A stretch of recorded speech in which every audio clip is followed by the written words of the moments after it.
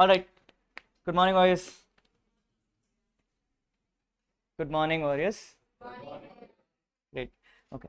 Yes, I think tough times, unfortunately. So going through a patch, you are included. I'm also included in this tough patch, unfortunately.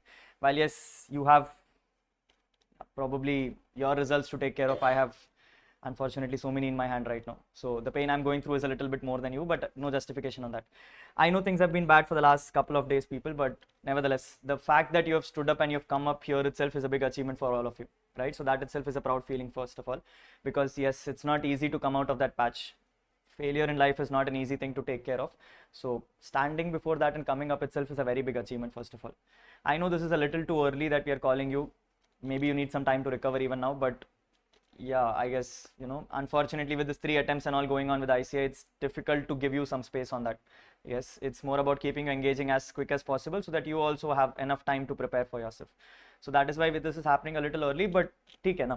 I think at the end of the day, it's all about what you're doing better, right? I know today's class, yeah, you are with a different intention ki mere ko pada de and I go back home and I just start, preparing for your exam. But for me, at least to start with, it's a new thing for you, right? I know you're going through a rough patch. I know things are difficult in life. I know you want to have that sad feeling ki log samjhe and everything.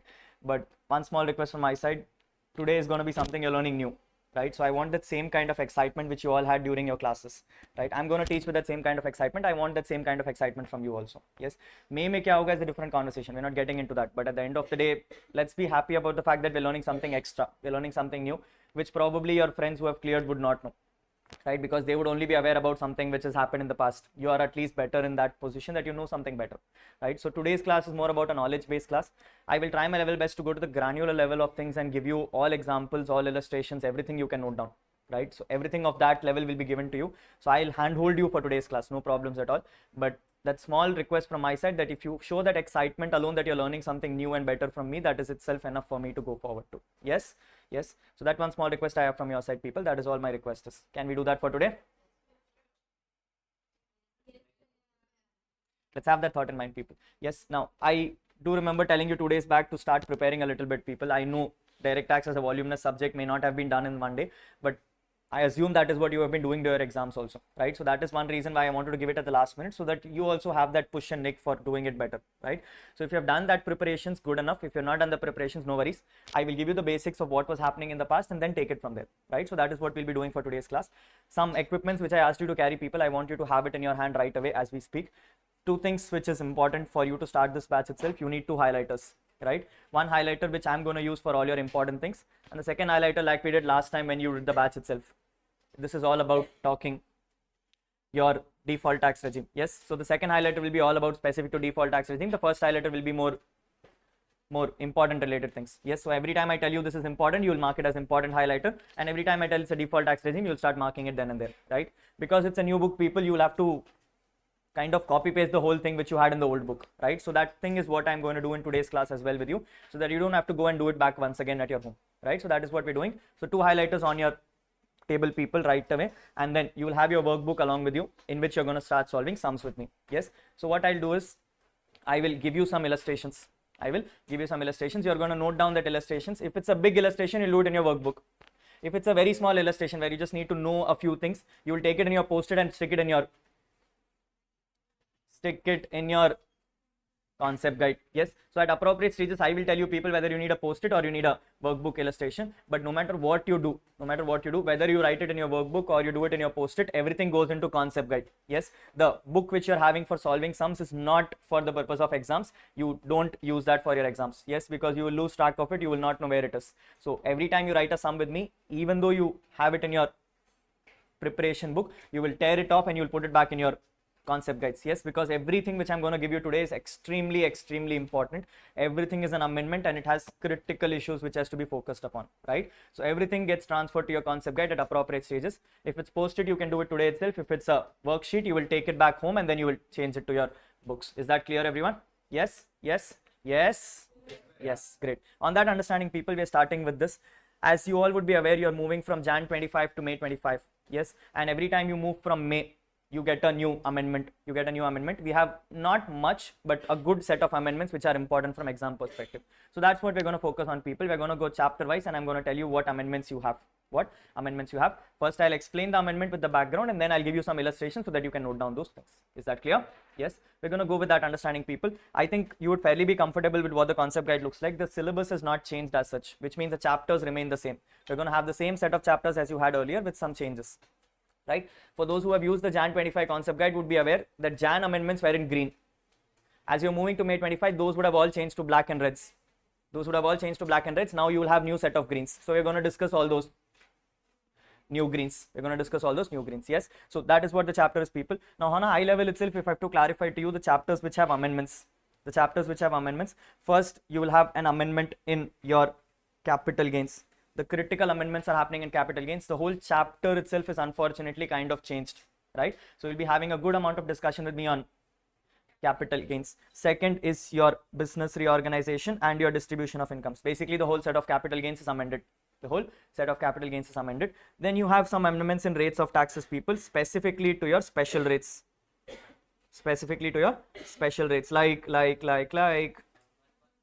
Like all your capital gains. Tax rates of capital gains have undergone an amendment, so that would be part of special tax rates to be discussed also about. Yes. After that, people, what other amendments do you have? You directly then have a small amendment in chapter 6A.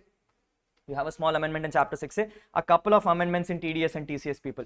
You and I both know we're not doing it. Yes, so I'll teach you what the amendments are, but we will this time tell you what to remember from exam perspective, right? Rather than going through all the sections, people, which you have anyway not gone through, I will take you through those sections which I want you to pay attention to. Yes, so that alone, if you read from an exam perspective, again, I cannot guarantee you that will come, but safety measure. Yes, this is the maximum which can be tested, so that is what we are going to be looking into. After that, people, you will have some amendments in your this chapter which is called as default tax regime.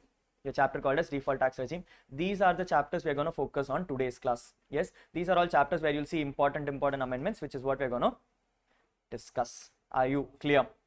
Are we good to go? Yes. On that note, people, we're starting with the first thing. Now, nothing to be discussed from a rates of tax and a basics of income tax, people. Just the one thing which you need to keep in mind, and this is something which I've told you when we start the batch itself, that for your exams of Jan 25, you were discussing assessment year 24-25. You were discussing assessment year 24-25 because it was enumerating from something called as Finance Act number 2020. Very good.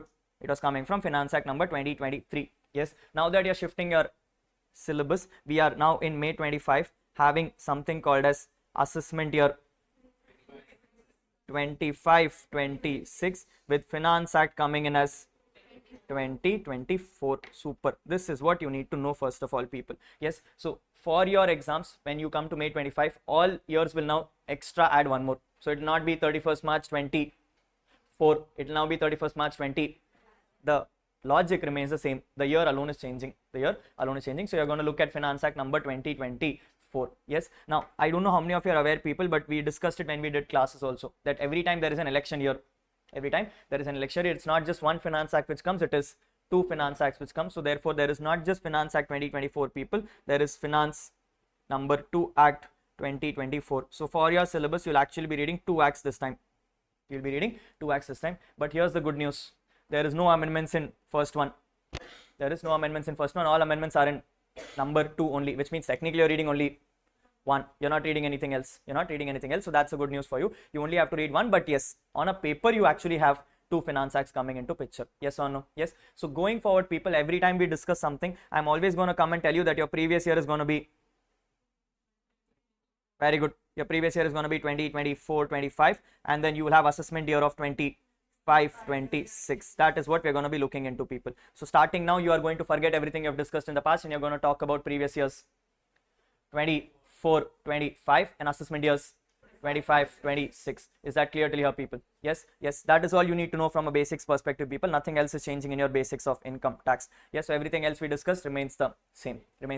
The one thing which you'll see here is your amendments are coming, Finance Act number 24 and Finance number 2 Act 24. Yes. Don't mark this, people. It is not important. This is all theoretical. This is more for your understanding.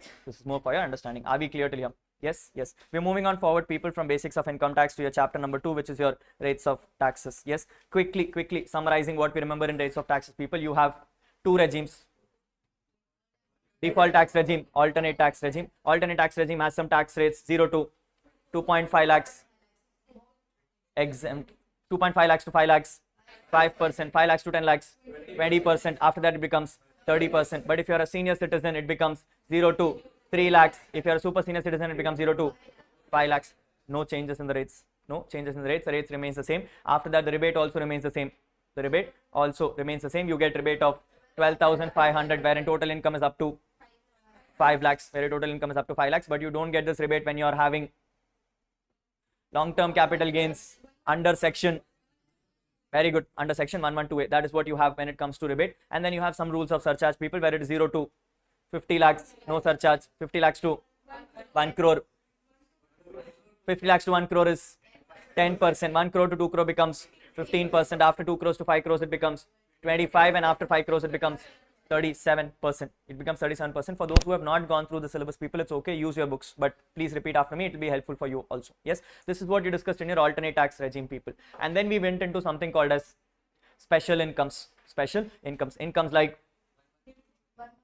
winnings, which are taxable at 30%. Then you have online winnings, which are taxable at 30%. And then you have unexplained income, which are taxable at 60 plus 25 plus 4, effectively becoming 78%. This is what you remember. This is what you remember. What we are now changing is what is called as capital gains. What we are changing is what is called as capital gains. Yes, yes, yes. For those who remember your capital gains, people, we have how many sections? We have section 112A. Very good. Section 112. We have section 111A. These are all the sections which you have. And then you have short-term others, which is not special. So therefore, we are letting it go. We are letting it go. People, 112 is long-term, short-term. Long-term capital gains. 112 is long-term capital gains. 111. Very good. This is short-term capital gains. Yes. You are going to tell me what rates you remember. What rates you remember? I remember 112A is taxable at a rate of, very good, it is taxable at a rate of 10%. 112 is taxable at a rate of 20%, and 111A becomes taxable at a rate of 15%. This is what happened, people. This is what happened. Yes or no? Yes. Now, people, when Finance Act number 2 was introduced, Nirmala ma'am came and said, these rates looks little high. These rates look little high. Let's reduce it down. Let's reduce it down. Unfortunately, what happened? Finance Act number 2 did not come on 1st April. It came middle of the year. And therefore the changes of rates only happened from middle of the year. Income tax said whatever rates you remember will be up to 22nd July 2024.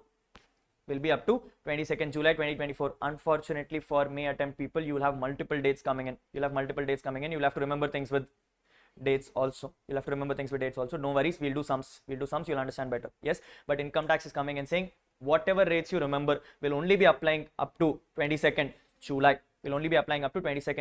From 23rd July comes in new rates, people. From 23rd July comes in new rates, where income tax said, you know what, we are confusing ourselves with two different rates for long term. Let's have one common rate. Anyone? 12.5% was the new rate introduced. 12.5% was the new rate introduced for both 112A and 111A. Which means technically, if you notice, people, 112 has increased. No, 112 has decreased. 112A has increased. Don't nod, people, listen. Yes, 112A is increasing. 112 has decreased. So benefit has come to me only in 112. So your normal long-term capital gains now have a lower tax rate. As compared to that, people, short-term was also increased from 15 to 20%. These are your new rates. So what are the new rates, people? If you are into 112A, your rates becomes 12.5. 112 becomes 12.5, whereas short-term becomes 20%. Short term becomes 20%. That is what was understood. That is what was understood. Yes or no? Yes or no? Yes or no? But people, for those who remember, 112A had a limit. They said up to 1 lakh no tax. After 1 lakh only you will have tax. Up to 1 lakh you will have tax. Now here is where Nirmala ma'am came and said, I'm increasing the rate, so I should also increase the limit. Income tax said, here the limit has now increased to 1.25 lakhs. It has increased to 1.25 lakhs. In simple words, income tax is saying for the first 1.25 lakhs no tax. After 1.25 lakhs you will have a tax. You will have a tax. Now here comes the question. This 1.25 lakhs is applicable after 23rd July, before 23rd July, or both? It is for both.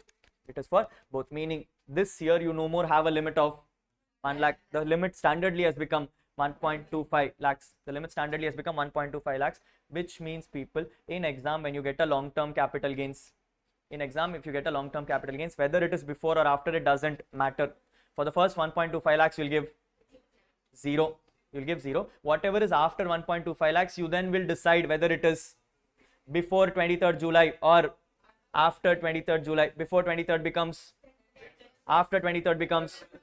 That is what happens. That is what happens. Clear? Yes, yes. I'm repeating myself once again, people. When it comes to 112A, income tax said from the current year there is only one limit of 1.25 lakhs. For the first 1.25 lakhs, no tax. No tax. After that, you decide whether the long term is before 23rd July or after 23rd July. Before 23rd July becomes 10%, and after 23rd July becomes 12.5%. These are your amended tax rates. These are your amended tax rates. Is that clear, everyone? Yes, yes. Just to make it comfortable, people, illustration question. I am coming and telling you there is a person called CA Moksha. Yes, who has earned the following incomes.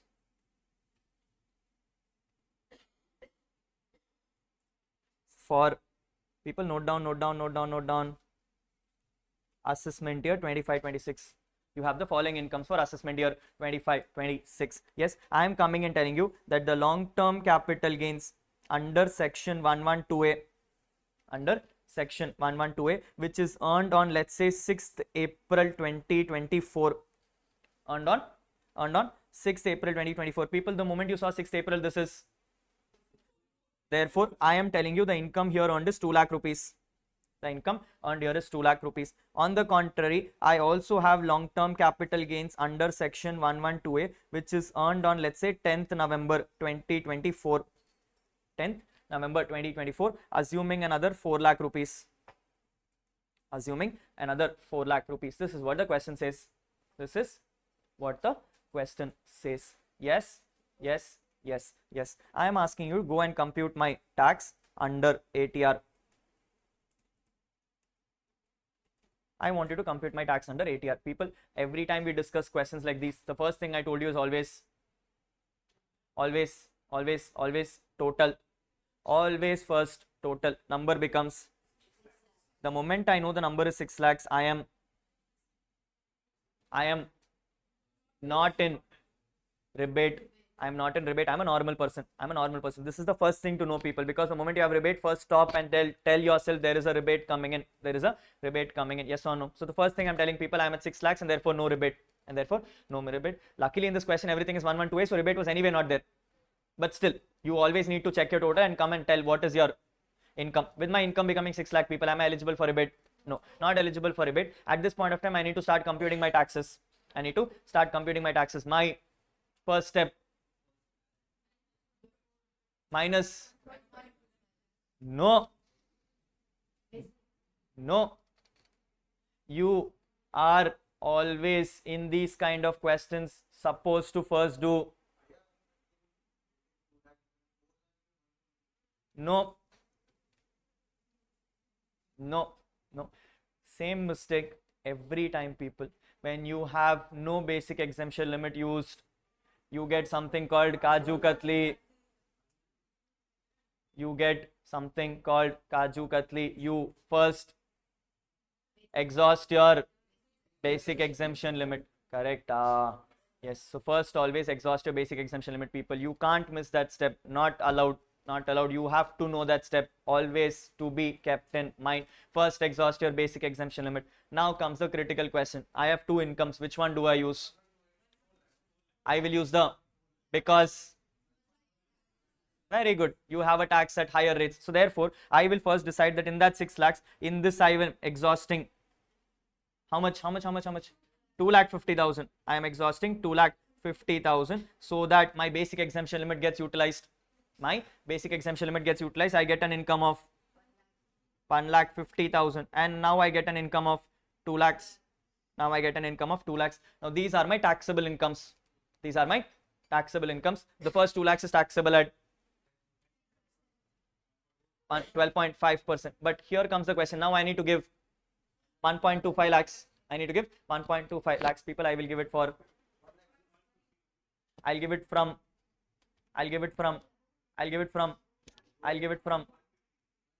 by. Very good. People, nowhere in income tax have they told that 1.25 lakhs in FIFO basis. They simply said 1.25 lakhs. They simply said 1.25 lakhs, and you and I have both discussed, when you don't know what to do whatever is very good, do whatever is beneficial to the assessee. So I am now deciding that in that 2 lakhs and 1.5 lakhs, I am also now excluding 1,25,000, giving me a final number of 25,000 for after 23rd July and 2 lakhs for before 23rd July. These are my taxable incomes. Nothing left on this. Directly compute tax for the 2 lakhs at the rate of 10%, number becomes 20,000. For the 25,000 at the rate of 12.5%, number becomes, totaling, add, number becomes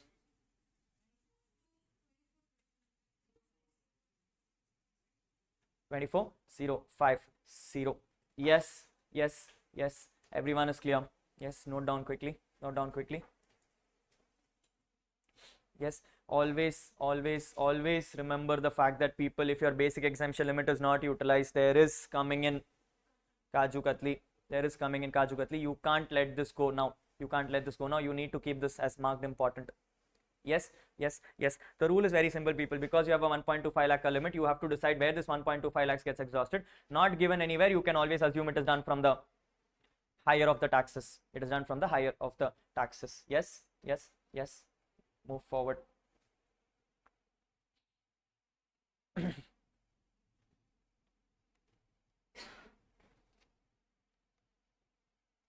Move forward.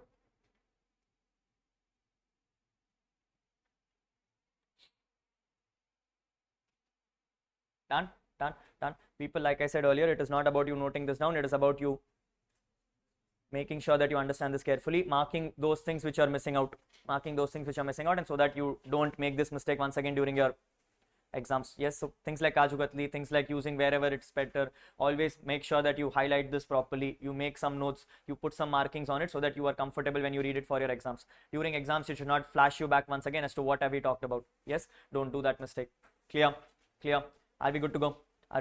Yes, yes. Moving on forward, people. Let's try one full-fledged question so that we understand that you have done it better. Yes, we have CA Krishi. Let's say age 26, earning the following incomes.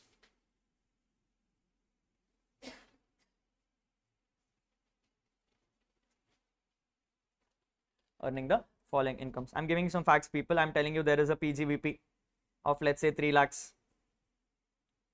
There is a PGBP of, let's say, 3 lakhs. I am having a short-term capital gains under section 111A. Let's say another 8 lakhs. I'm giving you short-term capital gains under section 111A of, let's say, 2.3 lakhs. Now, people, if a question like this comes in exam, for this year alone, you'll have a confusion, because you need to first know whether it is before or after. Assuming in exam you don't get a date itself, people, always assume it is After, because that is what the new laws are. Yes, so if you don't get a date, it's always after. It's always after, unless and until it is not given. But what I've been noticing from ICI books, people, is that this year you have a bonus. This year you have a bonus. Rather than giving you the dates, ICI is directly giving you the rate itself. ICI is directly giving you the rate itself, meaning they will not even give you the rate. They'll summa come and say STCG under 1 money at the rate of 15%, and STCG under 1 money at the rate of 20%. So they're still coming and telling this is the number, put the number and go. Put the number and go. That is what I'm seeing from ICI study material. We don't know what will happen in exams, but this may happen. This may happen for your purposes, people, because I don't want you to know it easier. I'm giving you dates. Let's say this is 10th March 25 and this is 4th May 24. This is 4th May 24. Yes, yes, yes. Then I'm coming and telling you, people, you have LTCG under section 112 of, let's say, 6 lakhs. Of, let's say, 6 lakhs. This is happening on 9th September 24. 9th September 24. And then we have LTCG under section 112A of, let's say, 9.8 lakhs. 9.8 lakhs, which is happening on let's say 6th May 24. Let's say 6th May 24. This is the facts of pattern, people. This is the facts of pattern. You have been requested to compute.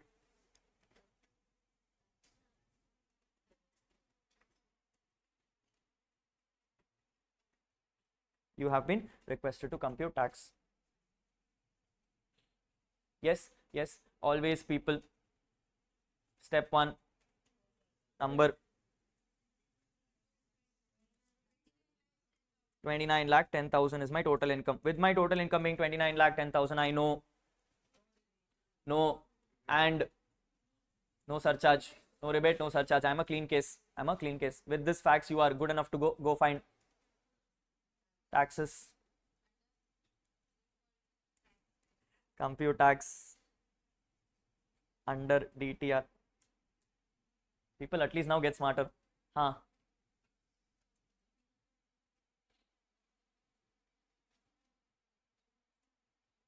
Compute tax under DTR. Huh? Nahi, not for this question. There are changes, but not for this question. Don't worry. Go for it. What you remember is right.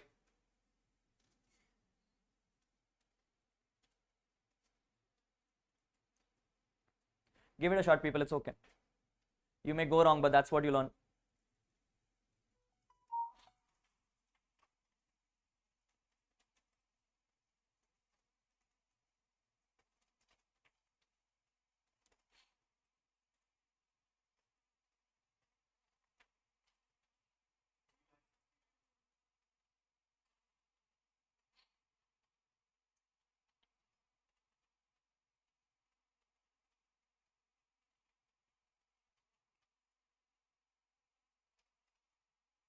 Yes, people, rules to follow like we discussed earlier. Step number 1, always total.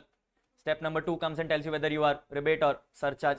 Step number 3, once you have concluded it, always first check for Kaju Katli. Always first check for Kaju Katli. Never let that go. Never let that go. Luckily in this question, my default is 3 lakhs, which is fully exhausted with my slab. So therefore, no problems. No problems. So Kaju Katli also satisfied. Step number 4 becomes split them into incomes of normal and special. Split them into incomes of normal and special. Looking at the question, people, PGBP is normal. Tell me the tax rates quickly. 11 10th March 20%. 11 4th May.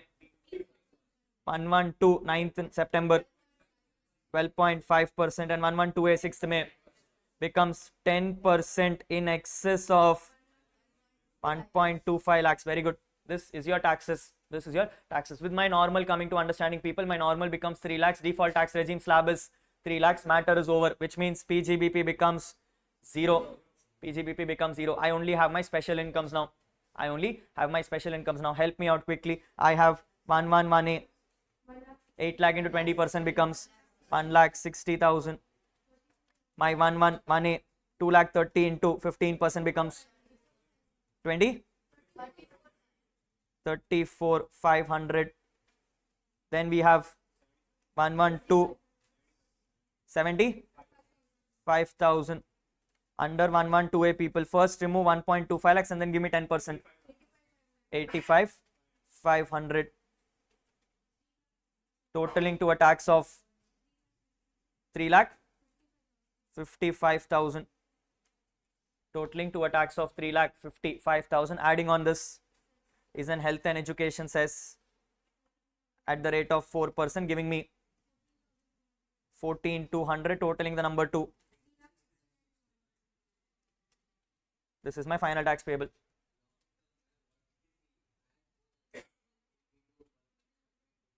Add what? Can you do that? 6 lakh is what? 1.25 lakh is only given for. Don't make that mistake. Yes. This is your final tax payable, people. We get 3,69,200. 3,69,200. Yes. For your reference, people, on your concept guide, create a post-it quickly. Where we'll come and say steps to compute taxes. In your concept guide, chapter number 2, rates of tax, first page, we're going to put a post-it. The post-it will say steps to compute tax. Steps to compute tax. Mega book में लिख ले.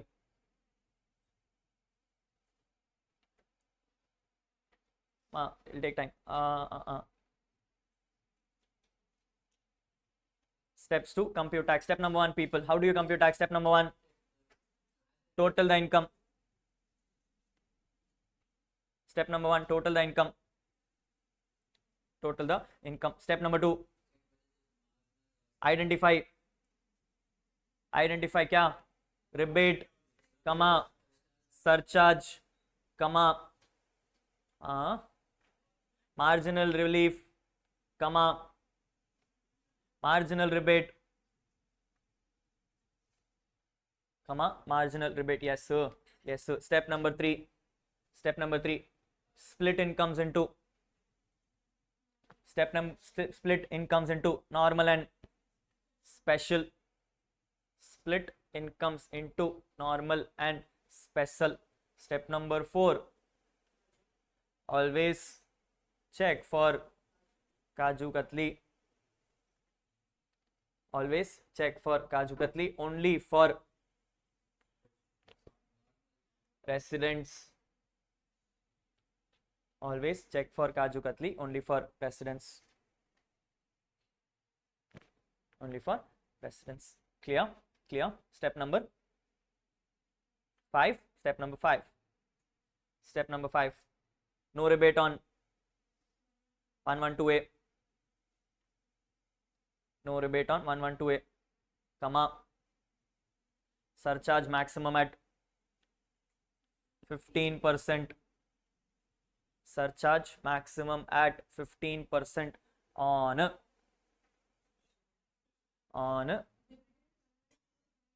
very good, capital gains and dividends.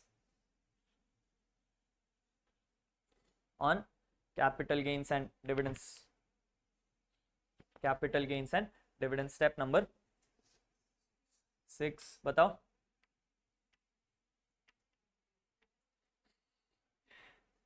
Round off.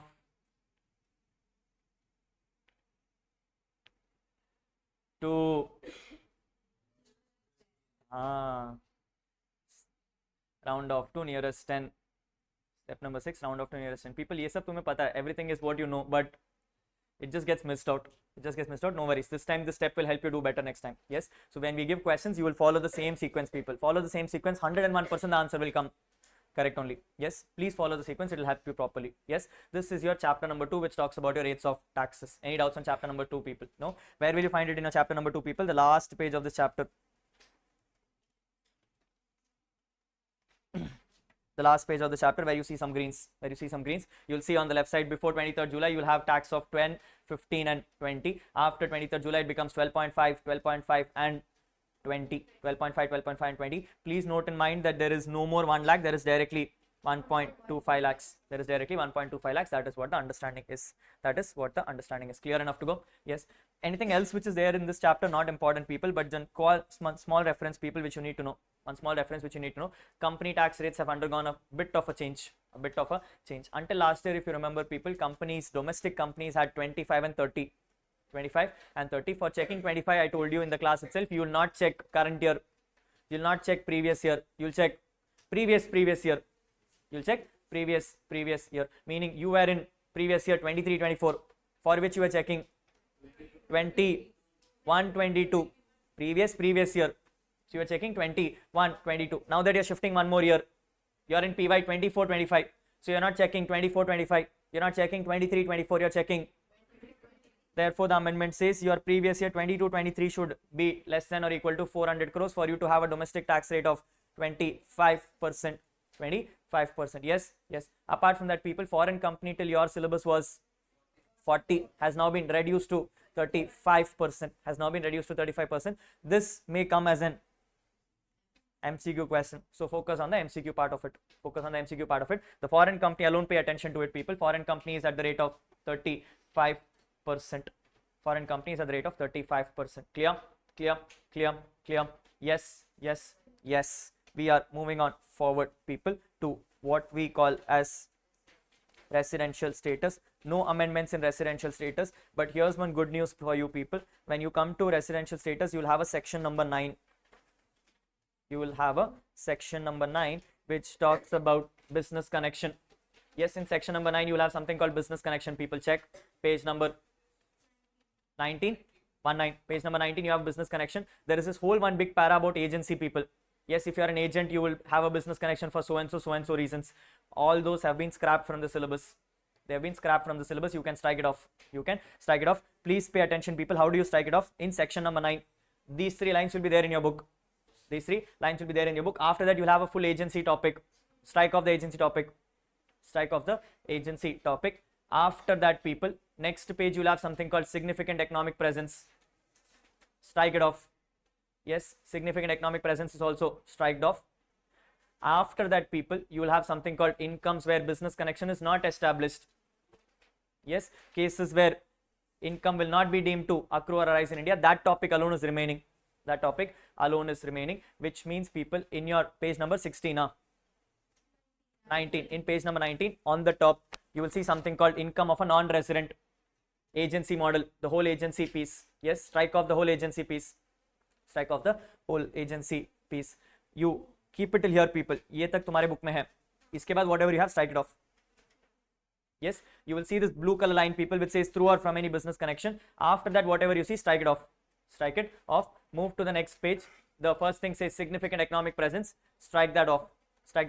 Keep it only to the part where it says income shall not be deemed to accrue or arise in India. In simple words, for your exams from section 9 PGBP part, you only need to read one thing: cases where business connection is not applicable, which is only this 5 items. Nothing else is there. You can scrap everything else off. Yes. Not an amendment for you people, but an amendment from ICI perspective. They shifted it to finals. You will discuss this in finals when you come to back. Yes. Moving on forward from chapter number 2, people, we are going into chapter number 3, talking about salaries. No changes in salaries, people, except for one thing, which you come to the very last, people. You will find it. Hey, by the way, just in case you're not aware, RFA for your syllabus had an issue. You had something not there anymore. Only one after, which is, that's all. Yes, you only have RFA for after now, people. That last year what was extra is not there now. Which means RFA is only one rule. If it is owned, then it is 10% of salary. If it is hired, then it is higher charge with 10% of salary, whichever is lower. That is what is there, people. Nothing else is there. Yes, so that before and after has been scrapped off. You don't need to read that. Yes, moving on forward, people, to the last of this chapter, we are looking at what is called as standard deductions. Now, last year there was an amendment in default tax regime which said standard deduction is applicable. this year amendment comes and says standard deduction is enhanced. Standard deduction is enhanced, meaning if you are under alternate regime, you will get a standard deduction of 50,000.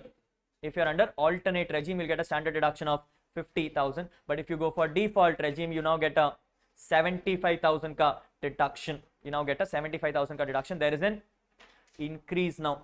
There is an increase now, standard deduction. You'll see it in your book, people. Take your important highlighter and mark this thing.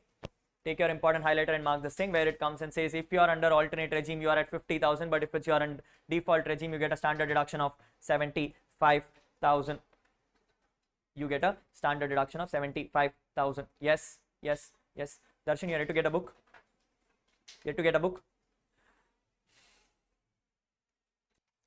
Yes, yes. So you need to keep in mind, people, that when it comes to salaries, now you have now a little bit of a complexity. You have a little bit of a complexity. If you are under alternate regime, you get a standard deduction of 50,000. But if you are in the default regime, you get 75,000. If I have to give you a question on this, people, just to confuse you a little bit, let's see if you're able to answer this question. Yes, the question is as follows. The question is as follows. It says, where illustration number? 3. People are keeping track.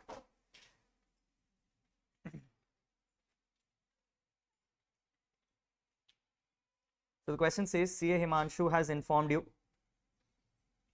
of the following incomes.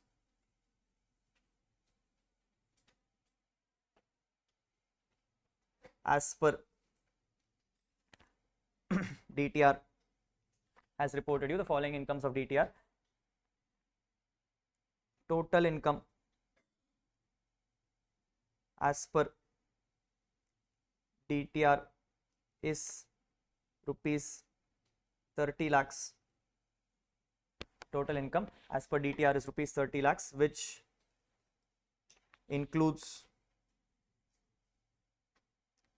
salary of rupees 9.8 lakhs and HP loss set off from SOP of rupees 2 lakhs.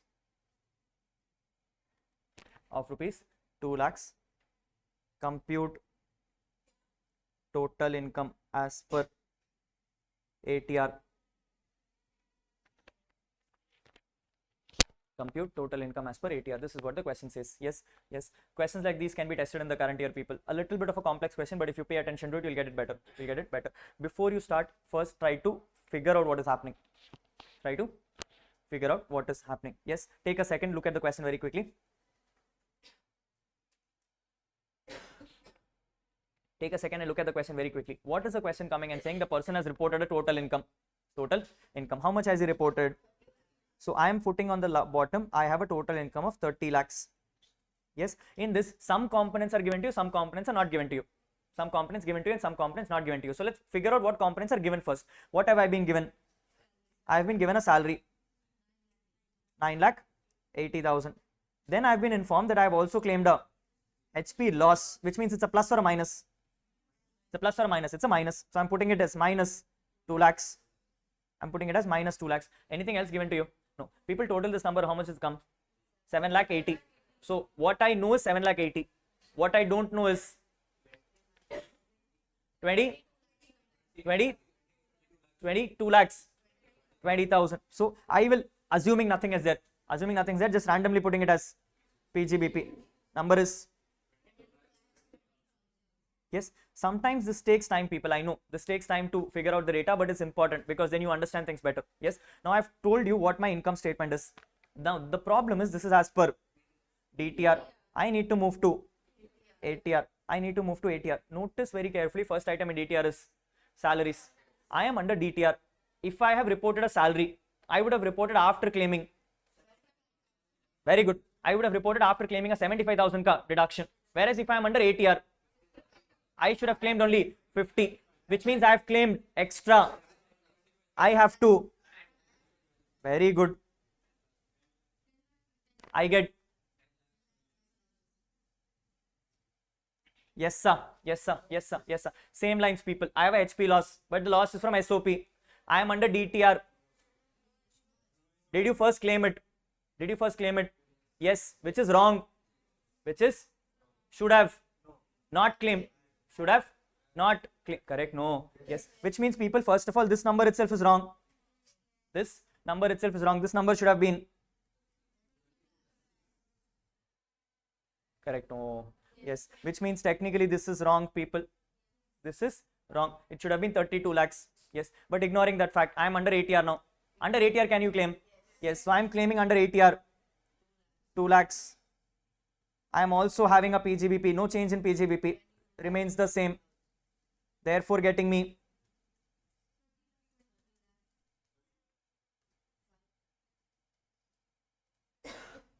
therefore getting me 30,25,000. Yes. Sorry.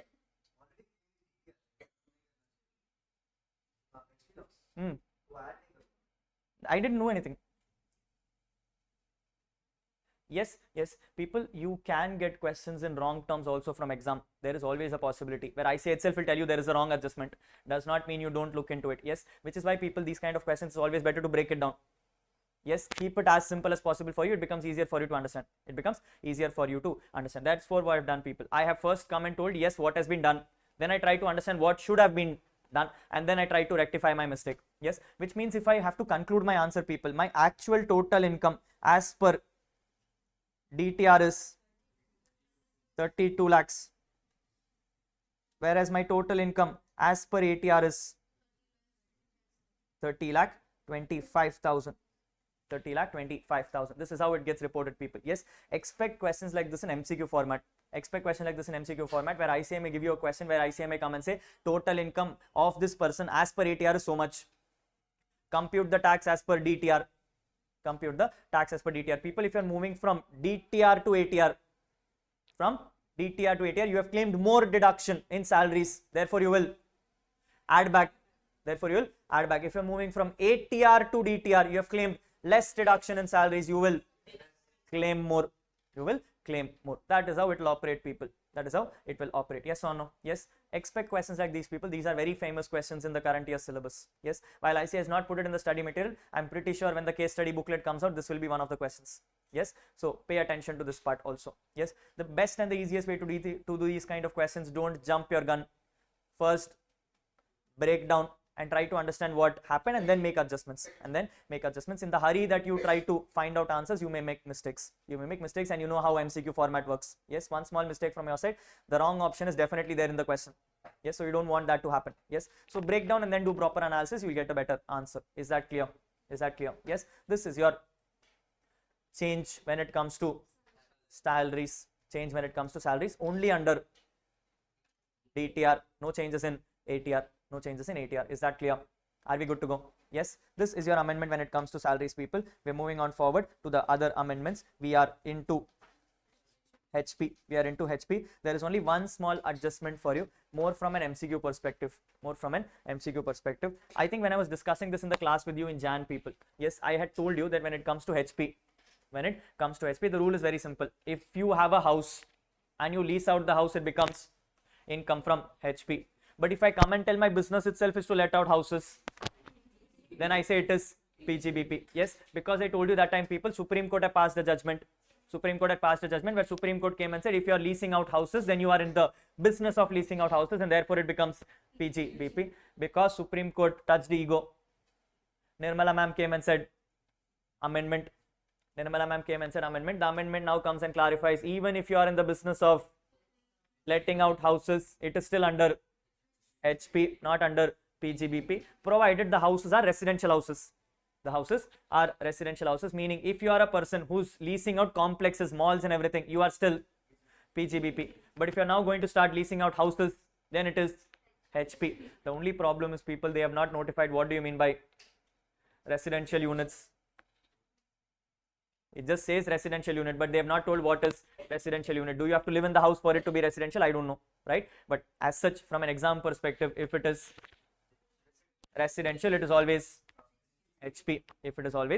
That is what the understanding is. Yes or no? Yes. So a small post out for you to understand, people. What is the post out coming and saying?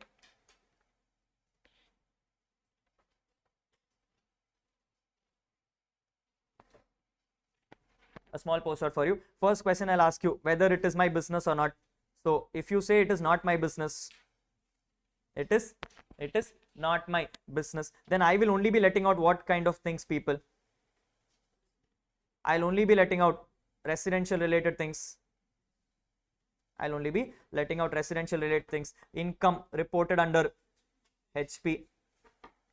Income is reported under HP. Agreed, not agreed? Agreed, not agreed? But if I say I am in the business, I am in the business, my question will be to you, tell me what are you letting out? If you tell me it is, I will tell you this is, very good, this is the amendment of current year. This will become HP. This will become HP. On the contrary, if you tell me this is my business, but I am letting out commercial properties, I will move to PGBP. I will move to PGBP. So only amendment in the middle part. More of a clarification thing, people. I don't expect this to be tested in exam, but nevertheless, just to be safer. Just to be safer. Clear enough? Yes, yes, yes, yes, yes. This is the amendment of HP chapter. Are we clean to go? Are we clean to go? Can we move forward? Yes, yes, yes. We are then proceeding in forward, people, to the other things. We are not looking at HP anymore. HP provisions remain the same. No changes in HP provisions. Maybe your years will change. That's all is the change which will happen in HP. PGBP, luckily this year, there will be one very small change which we'll be discussing subsequently when we do chapter 6A, people. But other than that, PGBP has no changes. You can straightforward move.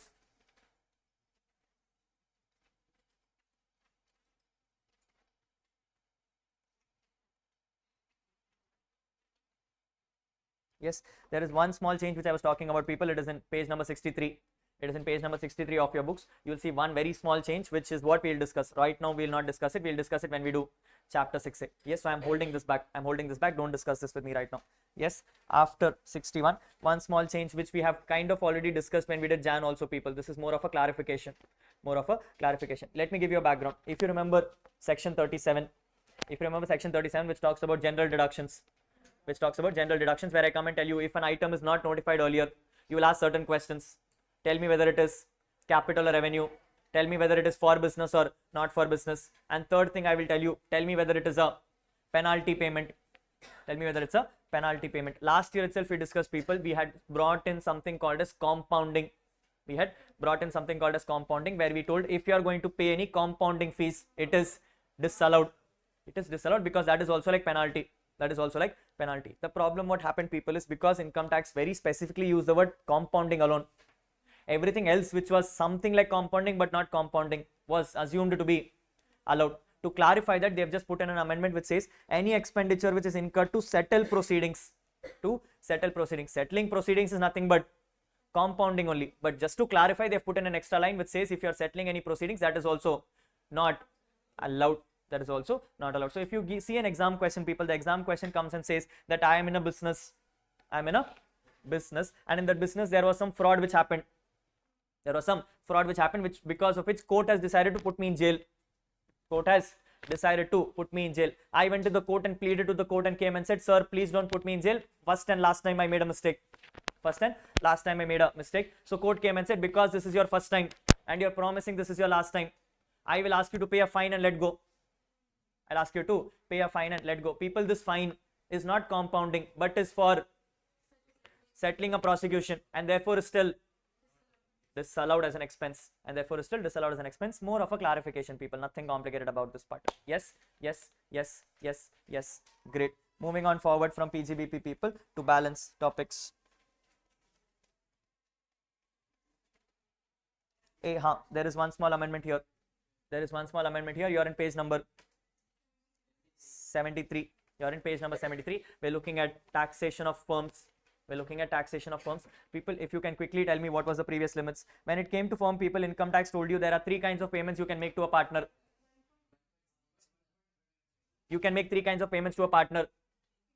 Interest, salary remuneration एक ही होता है. Share of profits. You can make share of profits. Share of profits is fully exempt. Interest is allowed up to 12%. Last year, Variko, income tax said if you want to pay salaries, you need to compute something called book profits. Where last year it was for the first 1.5 lakhs, you were allowed 90% of the book profit, or this was Hey, ulta hai ma. This was ulta. For the first 3 lakhs, it is 90% of the book profit or 1,50,000, whichever is higher. Whichever is higher. For the balance, it was 60% book profits. Very good. Very good. That is what the answer was. That is what the answer was. Nothing they did. They said in the current year, wherever you see numbers, double it off. Wherever you see the number, double it off, which means the number became, for the first 6 lakhs, it is 90% of the book profit or whichever is balance becomes 60% of book profit. That's a small change. That's a small change. That's all the change, people, because they were saying, boss, salary is looking very less. Salary is looking very less. We are only paying 1.5 lakhs for all partners. Let's pay 3 lakhs to all partners. So one small change in the salary component. One small change in the salary component. Expect this question more in MCQ format. Yes, that is what is an amendment of the current year. Amendments of the current year. I think apart from that, PGBP should remain clean. Yes, done with PGBP. Done with PGBP. Yes, yes, yes, yes, yes. I'm holding back on capital gains, people. We'll do capital gains in a while. We'll do capital gains in a while. Let's move on to other chapters. Let's see what are the other topics to be discussed about. Yes, after capital gains. Yes, all the 3 chapters of capital gains are holded back. We are moving to IFOS. We are moving to IFOS. Now, for those who remember your IFOS chapter, people, chapter has luckily come down. Chapter has luckily come down. For those who remember your IFOS, people, we discussed in IFOS, there are 3 components I asked you to remember from exam perspective. First was gifts. Second was ULIPs. LIPs, not ULIPs, LIPs. And third thing was something called premium on issue of shares. Premium on issue of shares, where I came and told you if you're going to issue shares at a premium to someone, then whatever is the excess you will get taxed. Income tax has scrapped the premium part. Income tax has scrapped the premium part. It is not part of syllabus itself now. It is not part of syllabus itself now. Therefore, you will not see it in the books. You will not see it in the books. It is not there in the books itself, people, because it is not there anymore. Yes. So income tax has now come and clarified. If you issue shares at premium also, no problem, no tax. No problem, no tax. That is what the rule is. That is what the rule is. It is not there in the book anywhere, people, so you will not remember it. But for those who remember your Jan, you will see that extra topic which you have to ignore off. Which you have to ignore off. You don't have it as a syllabus now. Yes, yes. So that is all there, people. Other than that, IFOS remains clean. The only thing which is to be small changed here, people, when it comes to IFOS, there is something called family pension. There is something called family pension. Until last year, people, family pension would get 1/3 or 15,000, whichever is, for both the regimes. For both the regimes. For default regime, current year has made a small amendment. You will now get an enhanced 25,000 if you're opting for default regime. If you're opting for default regime, only if you're going for default regime, family pension becomes 25,000. This is a question which can never be tested in your compulsory format. This is a question which will only get tested in MCQ format, and this question came in May. This question came in May 2024, where they asked you a family pension related question. Nothing, just take the number, multiply by 1/3 or 15 in case alternate, 25 in case check whichever is lower. Check whichever is lower. That becomes your exemption amount. Balance becomes taxable. Balance becomes taxable. Clear? Yes. Good to go. Good to go. Yes. After IFOS, people, we are moving on to the balance topics. We have dividends. No changes in dividends. Dividends remain the same. Dividends remain the same. After dividends, you have clubbing. Clubbing and all is never changing in life. Yes, clubbing remains the same. You have set-offs. Set-offs also remain the same. Set-offs also remain the same. After that, you have chapter 6A deductions. Yes, in chapter 6A deduction comes the amendment which I was discussing about, people. We are under something called as NPS. We are under something called as NPS, National Pension Scheme. Now, for those who remember the template of last year, when it comes to NPS, people, income tax says 2 people can contribute to NPS, 1 employer, 1 employee, 1 employee. Now, for those who remember, income tax came and said when it comes to employee, the first 50,000 is allowed as deduction directly. Yes, whatever contribution make, first 50,000 you can claim. First 50,000 you can claim. Whatever balance you have, you can claim 10% of salary. You can claim 10% of salary, which is basic plus DA forming part. This is what you can claim. This is what you can claim until last year. Until last year. Coming to employer, people, coming to employer, income tax said whatever you have, you can claim 10% of salary. whatever you have, you can claim 10% of salary. This is what you could have claimed until last year.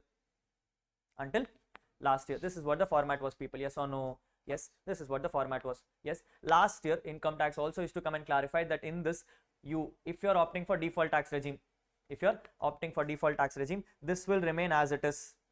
This will remain as it is, whereas employee will not be allowed.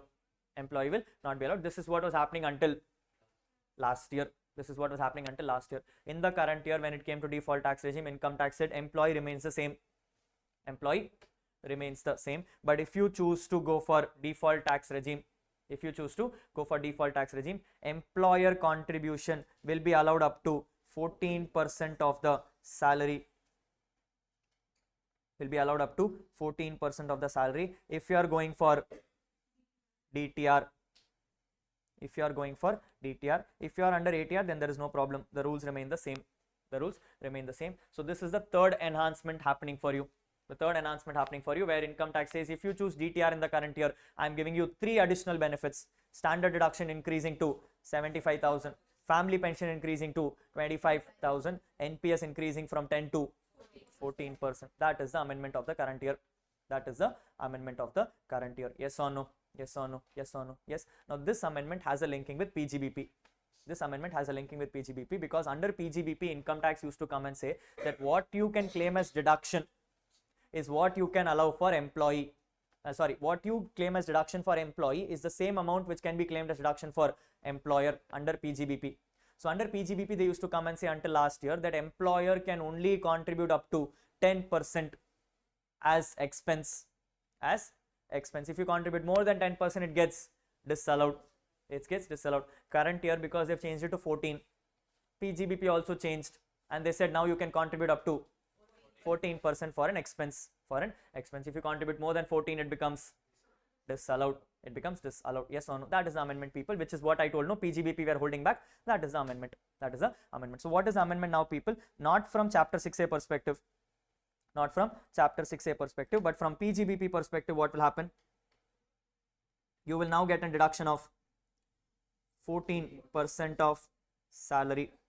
You now get a deduction of 14% of salary. Now, one thing I want you to pay attention to, people, is that when it comes to employer, they standardly said 14%. They did not come and say 14 if DTR and 10 if ATR. They just said 14. They just said 14, because if you understand this carefully, people, employer will never know what employee will choose. What employee will choose. I told you earlier also, people, employee has to inform employer, but he can always change it later. He can always change it later. Imagine a case where during my employment, I went and told my employer, sir, I want DTR. Therefore, employer claimed 14%. When I filed my return, I suddenly moved to ATR, which means I am eligible only for 10%. Can the employer take a hit because of that? Can the employer take a hit because of that? No. Income tax at standard 14%. Whether you are going for DTR or ATR, it doesn't matter. It doesn't matter. Problem will come only for employee. Problem will come only for employee, meaning in the hands of employer, you will claim 14%. In the hands of employee, you will tax 14% under salaries. You will tax 14% under salaries. And when you claim a deduction, I will ask you, tell me, are you doing? If you are doing DTR, I'll give you the full 14 back. But if you are doing ATR, I'll give you only 10% back, meaning effectively you will pay tax on 4%. You'll effectively pay tax on 4%. Yes or no? Yes or no? Yes. So when it comes to NPS, people, if I have to summarize this whole thing, when it comes to NPS, if I have to summarize the whole thing, 3 places there is an issue. 3 places there is an issue. Issue number 1 is under PGBP. Issue number 1 is under PGBP. For whom? Employer or employee? For whom it is an issue? It's for an employer. People, we are in PGBP. PGBP, who's paying salary? Appa, who's going to claim expense? Who's going to claim expense? Employer is going to claim expense. People, nandana salary. I'm giving you salary. So for me, it's an expense. I am the employer. Who's doing PGBP? Employer is doing PGBP. So I'm talking from an employer perspective. From an employer perspective, income tax says you can claim 14% of salary. You can claim 14% of salary. Agreed, not agreed? Agreed, not agreed? Issue number 2 will come under salaries. Issue number 2 will come under salaries. People, who's going to report salaries? Who's going to report? Employee will report salaries. Employee will report salaries. People, employer has given you NPS. For you it's an income. For you it's an income. You will report it under salaries. Now question is very simple, people. If employer is only getting deduction of 14, employee can only be taxed up to, correct? No. Yes, people, if employer is only getting deduction of 14, employee will also get deduction of only tax of only 14. Imagine if employer pays 20% to you. You will say what? You will say what? Bus, employer is only going to allow 14. So employer has paid tax on 6. Will employee again pay tax? Will employee again pay tax? No. Employee will come and say, I will also tax only 14. So which means in the hands of employee, taxable up to 14% of salaries.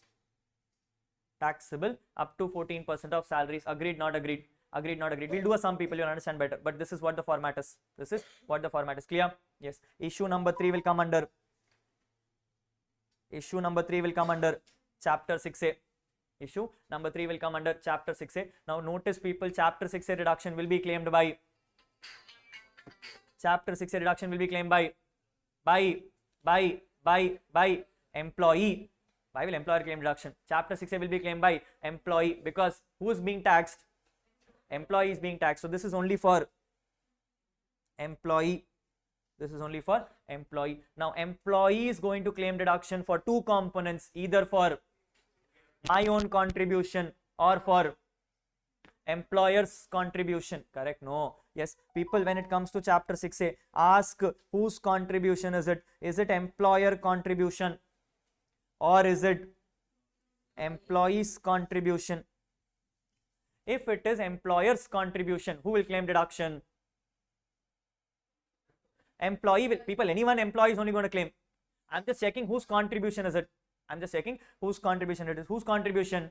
Employer's contribution. Rules of NPS. You can claim up to 10% of salary if you are doing. And so when it comes to employer's contribution, I'm doing 10% of salary for ATR and 14% of salary for DTR. But when it comes to employees, people, can you claim a DTR? When it comes to employee, can you claim DTR? No, you can't claim DTR. So when it comes to employees, if you tell DTR, then I'll say no deduction for DTR. No deduction for DTR. But if you are under ATR, people, you can claim first 50,000 and balance for 10% of salary. Balance for 10% of salary. This is how it will operate. This is how it will operate. I know it's a little confusing, people. Let's do a sum and you'll understand better. Yes, but this is what the whole template is. So notice, people, when it comes to NPS, two people are getting involved. Employer is also getting involved. Employee is also getting involved. If I have to clarify this once again, people, NPS is what? NPS is what? I as an employer is going to contribute to NPS on your behalf. On your behalf, which means for me it's an expense, for you it's an income. So from my side, I am looking at an expense. Where will I claim the expense? PGBP. For you it's an income. Where will you report income? Salaries. But because you're reporting income under salaries, I'm also giving you deductions. I'm also giving you deductions. That is what the whole template format is. That is what the whole template format is. Is this clear? Is this clear? Yes, yes. Note down quickly. We'll do a sum.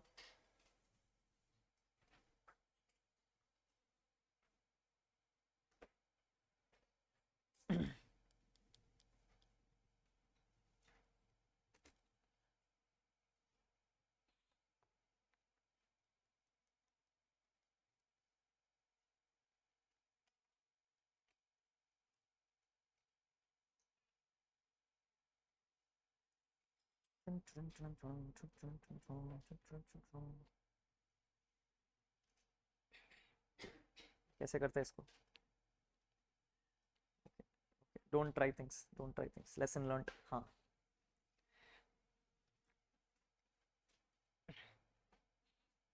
Are we good? Are we good? Are we good? Are we good? Are we good? Yes, yes, yes. Illustration number 4. Illustration number 4. I'm having Mr. C. Rishabh receiving NPS contribution from Deloitte. I'm having C. Rishabh receiving NPS contribution from Deloitte of rupees 1.9 lakhs where the salary of Rishabh is rupees 10 lakhs.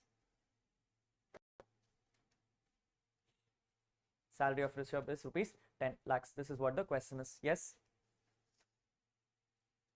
Examine tax implications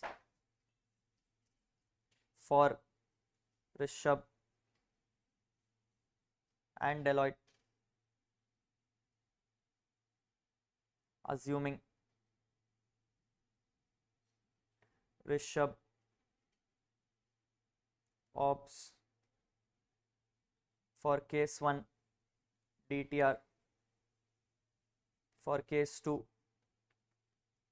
ATR, for case 2 ATR. This is what the question is.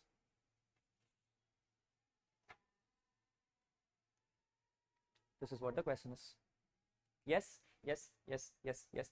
Notice very carefully what is happening. I am coming and telling you there is a company or a firm called Deloitte which is planning to give Rishabh NPS where his salary is 10 lakhs. Where his salary is 10 lakhs. That is what the question is. Maybe one thing which is probably missed out, people, you can write it down here. Assume Rishabh also contributes the same amount. Assume Rishabh also contributes the same amount. Yes. So I'm saying there is a salary of 10 lakhs, people. In that salary of 10 lakhs, I have now decided that I'll give 1.9 lakhs to Rishabh. I am Deloitte, Rishabh is employee. I'm Deloitte and Rishabh is employee. I'm planning to give this much to him. You now need to tell what happens in the hands of Deloitte and what happens in the hands of Rishabh. That is what the plan of action is. Yes. First, look from Deloitte's perspective. People, for Deloitte is giving Rishabh NPS. So for Deloitte, this is an expense, which means Deloitte is under PGBP. So what am I doing? I am coming and telling, first looking from employer, or as a case may be Deloitte, I am under the head PGBP. Now if you understand this carefully, when Rishabh got this NPS, Deloitte would have booked it as an expense. So my P&L already has an expense of 1.9 lakhs. 1.9 lakhs. Tell me percentage, people. Tell me percentage. Hey, 10 lakhs is your salary. How much you can give? 1,40,000 you can give. You gave 1,90,000, which is technically 19%. So you gave 19%. You can give only. You gave extra. This 5% is there in P&L, not there in P&L. There in P&L. Should be there, not be there. You will. Very good. You will disallow number 15,000. Sorry, 50,000. You will disallow 50,000 from PGBP. You will disallow 15,000 from PGBP. Yes or no? Yes or no? Yes. Now you're getting the format, people. You always first check what is happening in the books, then ask what should happen in the books, and then make an adjustment. So in the books, I already have 1,90,000. Books should only have 1,40,000, and therefore I am disallowing. Very good. Are we clear till here? Yes. Now I'm going on forward, people, to my employee, which is Rishabh. Now notice carefully, people, from Rishabh's perspective, two things are happening. First, company is giving him contribution. Second, Rishabh is making own contribution. People, my own money I contribute. Any income? No income. But employer giving me money for me. Report under salaries. People, Rishabh got 1.9. But in that 1.9, people, 50,000 already Deloitte taxed. 50,000 already How did Deloitte tax people? Deloitte did not claim expense, so Deloitte taxed it. If already Deloitte has paid tax on it, Rishabh will not pay tax on it, which means in salaries, taxable amount 1,40,000. Taxable amount 1,40,000. Agreed, not agreed? Agreed, not agreed? Yes. Now I have come to this point, people, where Rishabh has reported his income under the head salaries. Under the head salaries. Now Rishabh has to claim deductions. Now Rishabh has to claim deductions. So therefore, when Rishabh is claiming deductions, people, case will change. Case will change. When Rishabh is claiming deduction, Rishabh will now try to understand whose contribution am I talking about. Am I talking about employer's contribution, or am I talking about employees' contribution? Let's first look at employer's contribution. People, Rishabh taxed 1,40,000. Rishabh taxed 1,40,000. Now Rishabh has to claim a deduction, for which Rishabh has to decide whether he's choosing ATR or DTR. Assuming this is ATR, assuming it is ATR, Rishabh can claim 10% of where salary was. Rishabh gets, therefore Rishabh will get a deduction of 1 lakh here. Rishabh will get a deduction of 1 lakh here. Agreed, agreed, agreed. Now on the employee side, I have paid my own money. Income tax says first 50,000 can be claimed as deduction. What are we doing? If you are doing DTR, I would have put 1,40,000. Yes, we are doing DTR. We are doing ATR here, people. Might be confused wrong. We are doing ATR. We are doing ATR. You get 1 lakh for employer, and an employee first 50,000 flat. First 50,000 flat. People, how much did Rishabh contribute?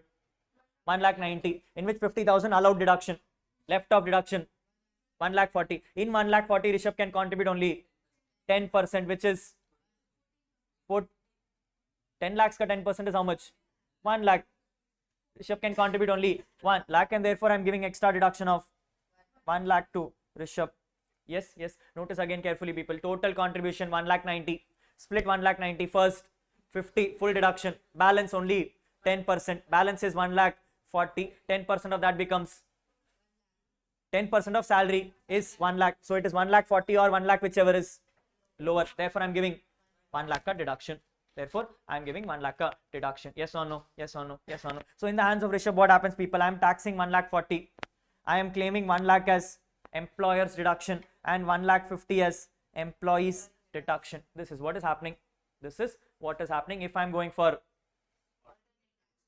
if I am choosing to go for DTR, if I am choosing to go for DTR, current year amendment comes and says employer, you can claim 14%. Salary was 14% becomes, therefore employer deduction I get 1,40,000. Employee I get 0. Very good. Employee I get 0. This is what the final answer is. This is what the final answer is. Which one? Left side, right side? Employee was nothing, no. Employee is my own money giving it under. That's what. So what is employee contribution? I'm telling my own money I'm putting in fund. Income tax is saying how much can you put? First you can put 50,000, no limits. After whatever extra you want to put, you can only put up to. My salary was how much? I can put only 10% of 10 lakhs, which is, I have put 1,90,000. I could have only put 1,50,000. So they gave me deduction only for 1 lakh. What happens to the balance 40? It is ignored. People, it's your own money. Where are you going to tax? Hey, yes or no? Yes or no? People, think about this carefully, people. This is my own money. I am putting in bank. I am putting in bank. Bank is coming and saying you have put 1,90,000. You should have put only 1,40,000, 1,50,000. You should have put only 1,50,000. So no problem. You put 1,90,000. I will give you only 1,50,000. Balance 40. Nothing. You put, you keep it. That's it. You can't do anything with it. You can't do anything with it because it's my own contribution. You cannot be taxed for your own money. Yes or no? It's like coming and saying I'll put money in bank. Bank will come and say tax that money. Can you do that? Can't do that. Yes or no? That is what the understanding is, people. Any doubts on this? No, no. This is what your conclusion is. Note down quickly.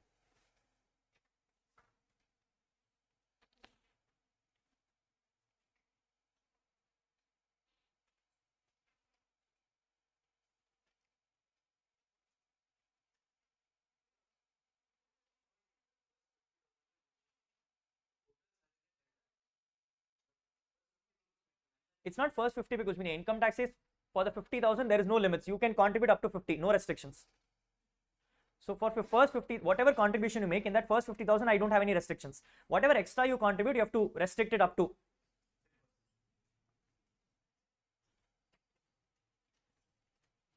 Are we good to go? Yes, yes, yes. Moving on forward. Moving on forward. Note it down, everyone. Yes. After that, people, I don't see any other changes when it comes to chapter 6A deductions. Chapter 6A deductions remains the same, people. There is one small green here, ignore it off. Yes, don't worry. After chapter 6A, we have TDS. We have TDS, people. Only small changes in TDS, people. Only small changes in TDS. Change number one in TDS, people. Income tax is wherever there was the rate 5, wherever there was a rate, it has now become 2. It has now become 2. It has become 2. So wherever you saw the rate 5, it has now become 2. So every time in exam, if you see the rate 5, it is now 2. If you remember where and all rate was 5, it is now 2. It is now 2. Cases where it was 5, people, commission was 5, now it becomes 2. There was something called 194M, where if you're an individual HUF not liable for audit and everything, it was 5, it became 2. That is what is happening, people. The only problem which happened is this amendment came not from the first day, it came from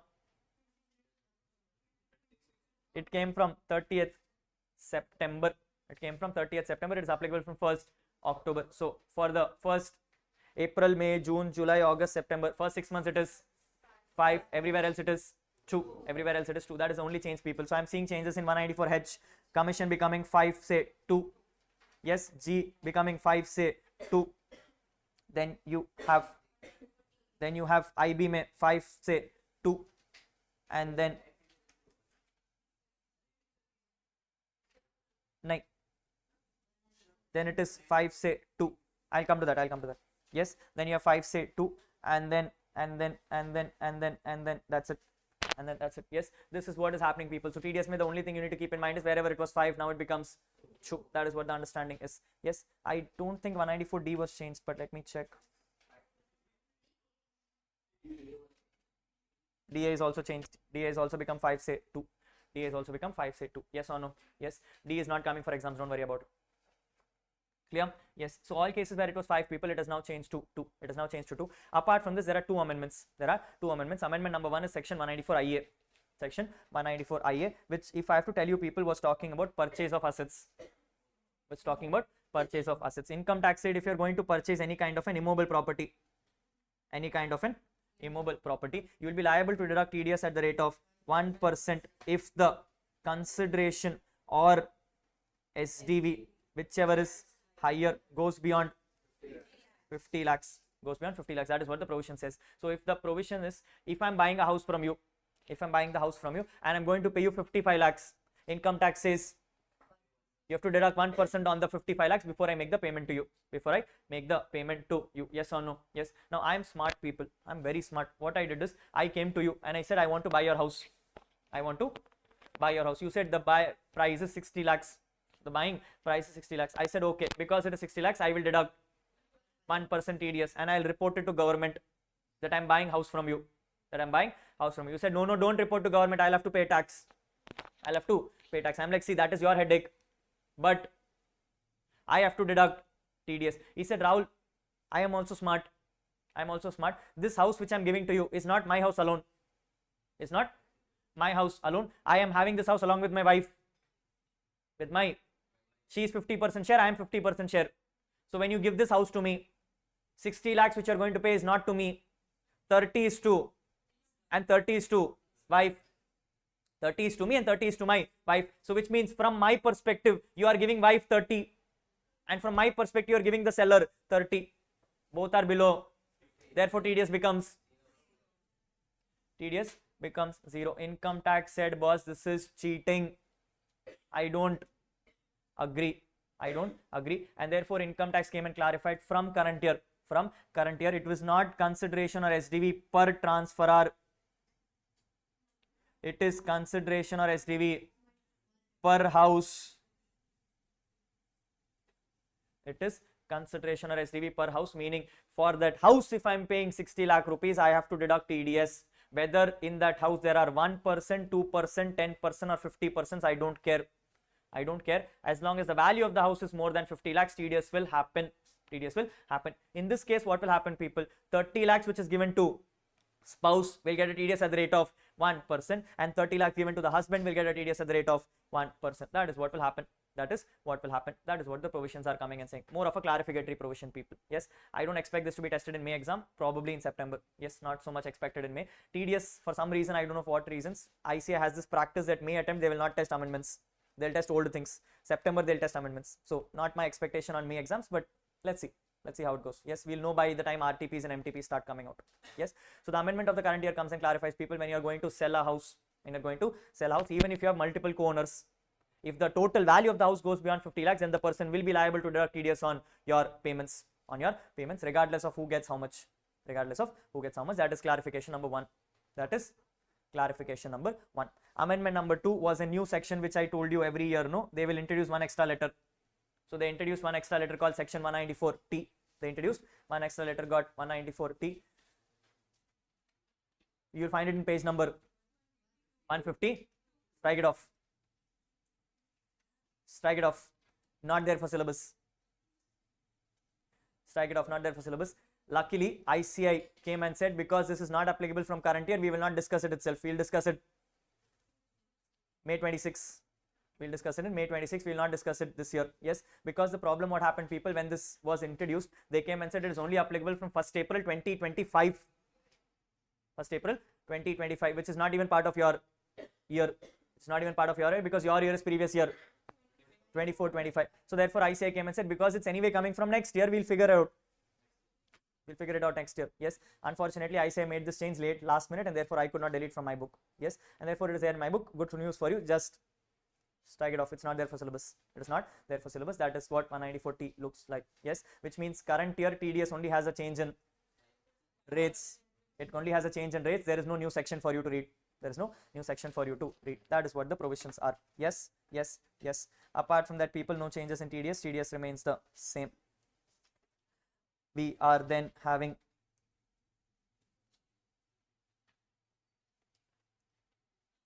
no changes in payment of taxes. Payment of taxes remain the same. No changes in return filing as well. Yes, no changes in return filing as well. Return filing also remains the same. People, when it comes to tax holiday, section 10AA, there is no change as such. There is no change as such, but this is more of a clarificatory thing, people. Until last year, I told you that this provisions were died down. It was stopped in 1920. It was stopped in 1920, and therefore last year variko you used to get the 5th year claim as 100%. 5th year claim as 100%. Now think from 1920, people. 1920, 2021, 21, 22, 22, 23, 23, 24. Your exam is 24, 25. So you are in 6th year of operation, which means technically for your exams, this is not there. For your exams, this is not there. It can never happen. It can never happen because you are at 6th year. No matter how hard you try, you are at 6th year. 2021, say this provision itself is not there, and therefore the last time this provision was there in 1920, and therefore for May exams there is only 50% of export profits. There is only 50% of export profits. This is a silent hint for you people that in exam by mistakenly if you end up doing ETO by TTO, always remember it is wrong, because you need to take ETO by TTO into 50%. Yes, so this exam there is only 50% rule. There is only a 50% rule. There cannot be a 100% rule for your exams. For your exams, yes or no? Yes. So if you want to make it easier for your exams, you can here itself come and say export profit is equal to profit derived into ETO by TTO into, put it here itself. Put it here itself so that you don't miss it out. Yes, which means the exam thing you have to only read this one. You have to only read this one. Clear? Yes, yes, very simple, straightforward thing, people. Not an amendment, but for you to understand this carefully. Yes, after 10AA comes AMT provisions. AMT remains the same, no changes in AMT. And then comes your last thing called as DTR. Last thing comes in DTR. Now, amendments of DTR we have already discussed. 3 amendments: standard deduction, family pension, national pension scheme. 3 amendments which we discussed, people. Yes, that are the 3 amendments which have predominantly happened. Apart from that, has a small change in tax rates. Apart from that, you have a small change in tax rates. For me to tell you what the tax rates are, you are going to tell me what you remember. What you remember? My 0 to becomes 3 lakhs to becomes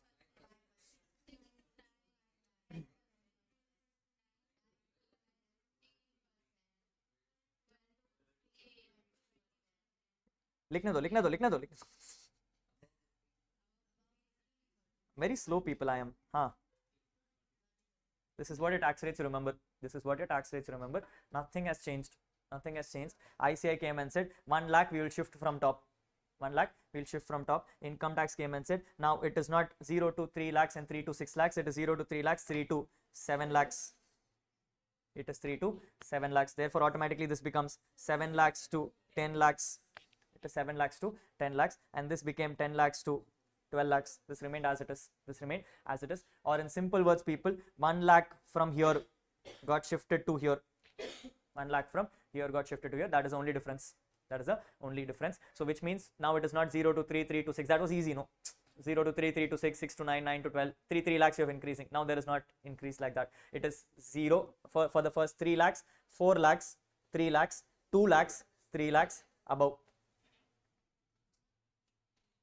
Once again, 3 lakhs, 4 lakhs, 3 lakhs, 2 lakhs, 3 lakhs. That is how it is.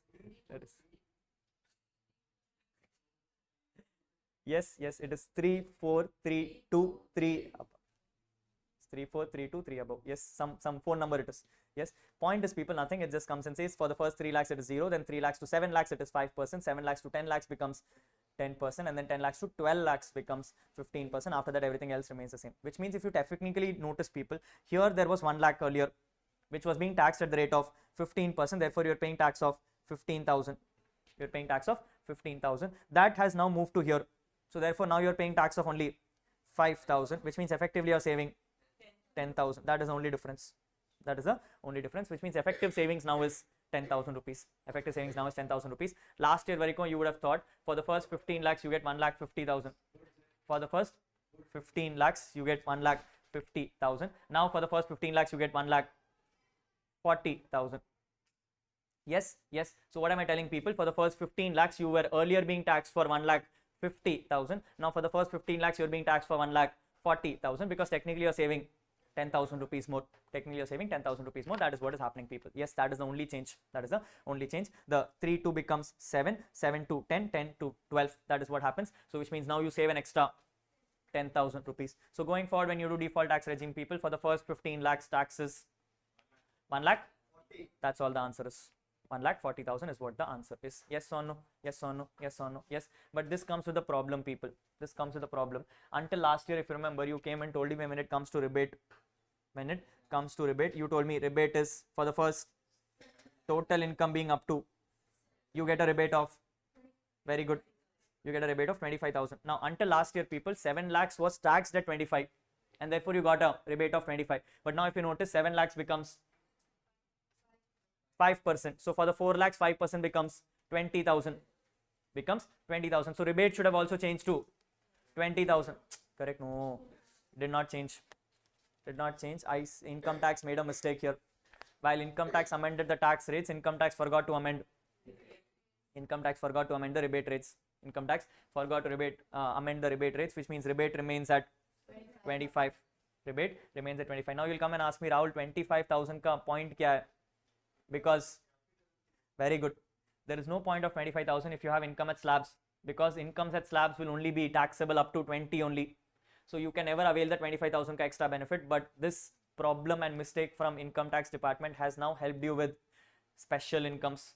Has now helped you with special incomes, because where special incomes you should have got only 20,000 ka rebate, now you're getting 25,000 ka rebate. You're getting a 25,000 ka rebate, extra 5,000 ka rebate free given to you. Free given to you because income tax made a mistake. Because income tax made a mistake. Don't worry, people. Income tax made a mistake only this year.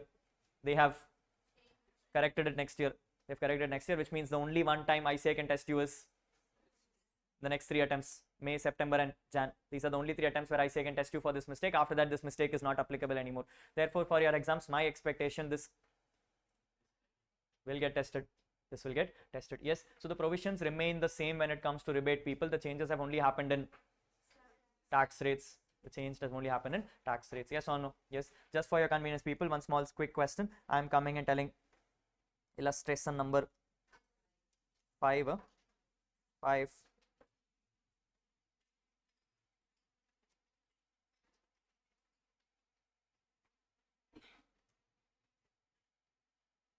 So Mr. C.S. Ambhav has reported the following incomes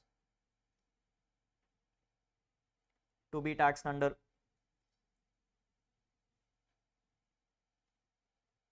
DTR. Has reported the following incomes to be taxed under DTR. I am coming and saying there is an income from house property of, let's say, 2 lakhs. Income from house property of, let's say, 2 lakhs. I have an PGBP income of 3 lakh 50. I have IFOS income of, let's say, 1 lakh 50. I have IFOS income of 1 lakh 50. People, I just gave you the steps. Keeping the steps in mind, people, follow the format. Step number 1, number becomes 7 lakh. Step number 2 says identify whether you get rebate, surcharge, marginally for marginal rebate. People, I'm at rebate now because I'm in DTR. I'm at rebate 7 lakh ka rebate I'm getting at the rate of 25,000. Step number 3, split into special and normal. Looking at the question, all normal, super, everything is at slabs, which means compute tax 0 to 3 lakhs, compute tax 3 lakhs to becomes, which is, therefore tax becomes 20,000. Rebate eligible is 20,000 or 25,000, whichever is, therefore I get giving me a tax of, this is what the answer is. Yes, you see the mismatch. You should have actually had a rebate of only 20, but you're getting unfortunately 25. You're getting 25, which is causing problems. Yes or no? If I change this question now, people, and I come and say my incomes are as follows. I have income from house property of rupees 3 lakhs. I have STCG under section 111A. I have STCG of section 111A of 2 lakhs. Of 2 lakhs, and then I get LTCG under section 112A of 1 lakh 90.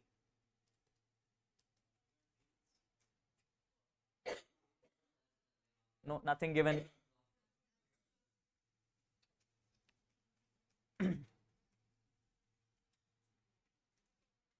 My income is 6 lakh, making me eligible for rebate. Step number 2 gives me rebate. Step number 3 says split your incomes into normal and special. High FHP becomes 111A becomes special, 112A becomes. Start checking for basic exemption limit, Kajugati, whatever you call it. Yes, start checking for that. It is already good enough for you. Move forward. Start computing taxes. For the 111A, I get 40,000. For the 111A, I get 40,000. For the 112A, I will remove 1,25,000, multiply by, number gives me, therefore 41, 48, 125 minus rebate of what versus 25,000, whichever is lower.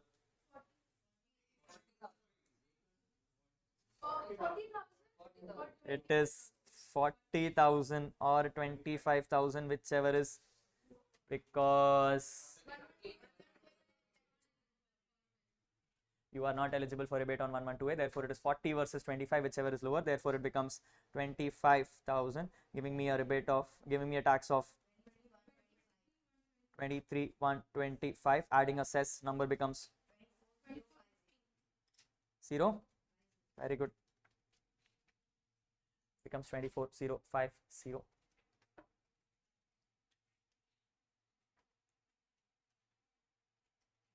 Is this clear for everyone? Are we good to go? Yes, yes. What if I rework this question, people, and I give you that I have IFHP of 3 lakhs. I have IFHP of 3 lakhs. I have 5,90,000 here. 3,90,000 here. Hey, see, one second. I have 3,90,000 here.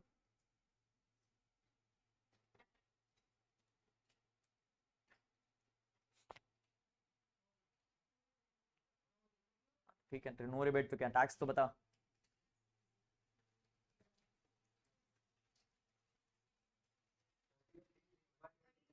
My slab getting exhausted, people. 3,90,000 becomes taxable minus 1,25,000 plus 12.5%, number becomes 125. My tax becomes 33,125. Rebate will be 0 or 25,000, whichever is. Therefore 0, giving me a tax of, totaling with the cess, 450. 34,450. Yes, this is how it works, people. This is how it works. Once you get a hang of it, it becomes easy. Yes, this is what the whole format template is. Any doubts on the format template? No? Okay, not an amendment thing, people, but I just want to check quickly. I am having an HP income of 3 lakhs. I'm having a PGBP income of 3,20,000. 3,20,000, and I have IFOS income of 1,10,000. No, only 1 lakh.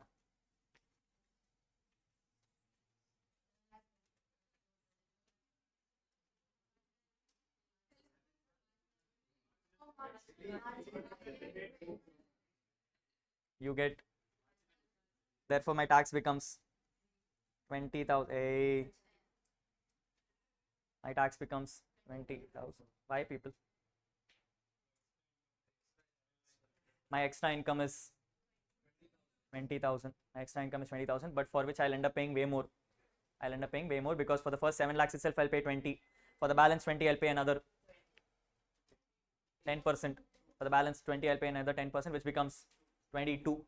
So I am being asked to pay 22 for an extra income of, I will end up paying only 20. I'll end up paying only 20 with the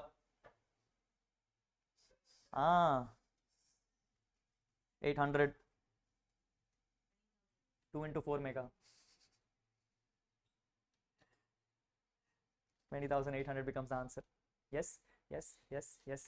Marginal rebate is an important topic.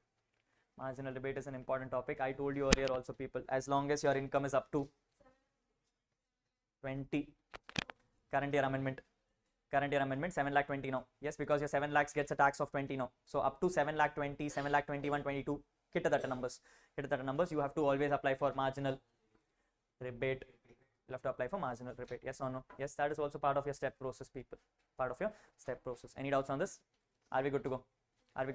Yes, great. This is your default tax regime topics, people. In default tax regime, 2 amendments critically which is there. One amendment is relating to your tax rates. And 3 amendments is point number 7. The 3 amendments in point number 7, your standard deduction amendment, your NPS amendment, and your family pension amendments. All other provisions are remaining the same, people. No changes in the provisions as such. Yes, after that you have your agricultural income where there is no change. You have your unexplained income which changes nothing, and then you have your exempt income which also does not change. This is how your amendments look like, excluding capital gains. Shall we cut for a break and come back and do? Yes, too much heavy. Let's come back. Capital gains is going to be heavier. Yes, so eat properly, come back, and then we'll discuss this patiently. Yes, let's take a break, people. All right, we are starting with the next important thing from your syllabus, people. The ones which have predominantly changed is what we are calling as capital gains, what we're calling as capital gains. Couple of things to be changed, people. While yes, there are significant amendments like people have been talking about, but nothing very critical. Yes, you can actually summarize everything in couple of 3 points, not much than that. Yes, so the first amendment in capital gains, people, is on your classifications. Your first amendment is on your classification, basically how to decide whether an asset is long term or short term. Yes, now for those who remember, people, from the top of your head, items which are determined as long term and short term based on period of holdings, the type of assets which you have in period of holding, people, help. You had listed securities, very good, zero coupon bonds, units of UTI. These are the 3 items which were part of the first bucket, where you will be calling them as long term provided they are held for more than 12 months, and they will be called as short term if they were held for less than or equal to 12 months. This is what we had. Yes, then we had something called as immobile property. Then we had unlisted securities.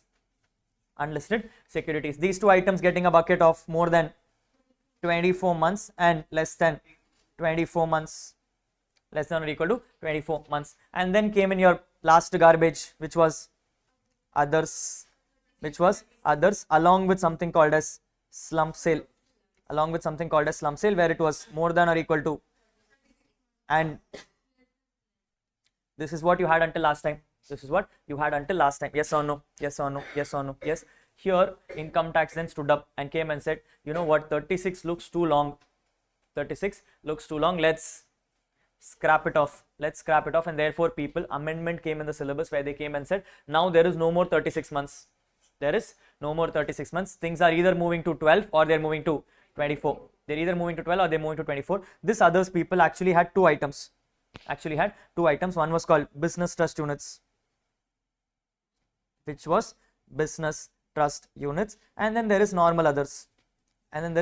People, why am I doing this business trust? Those who remember, people, when we did 112A, in 112A there are 3 items.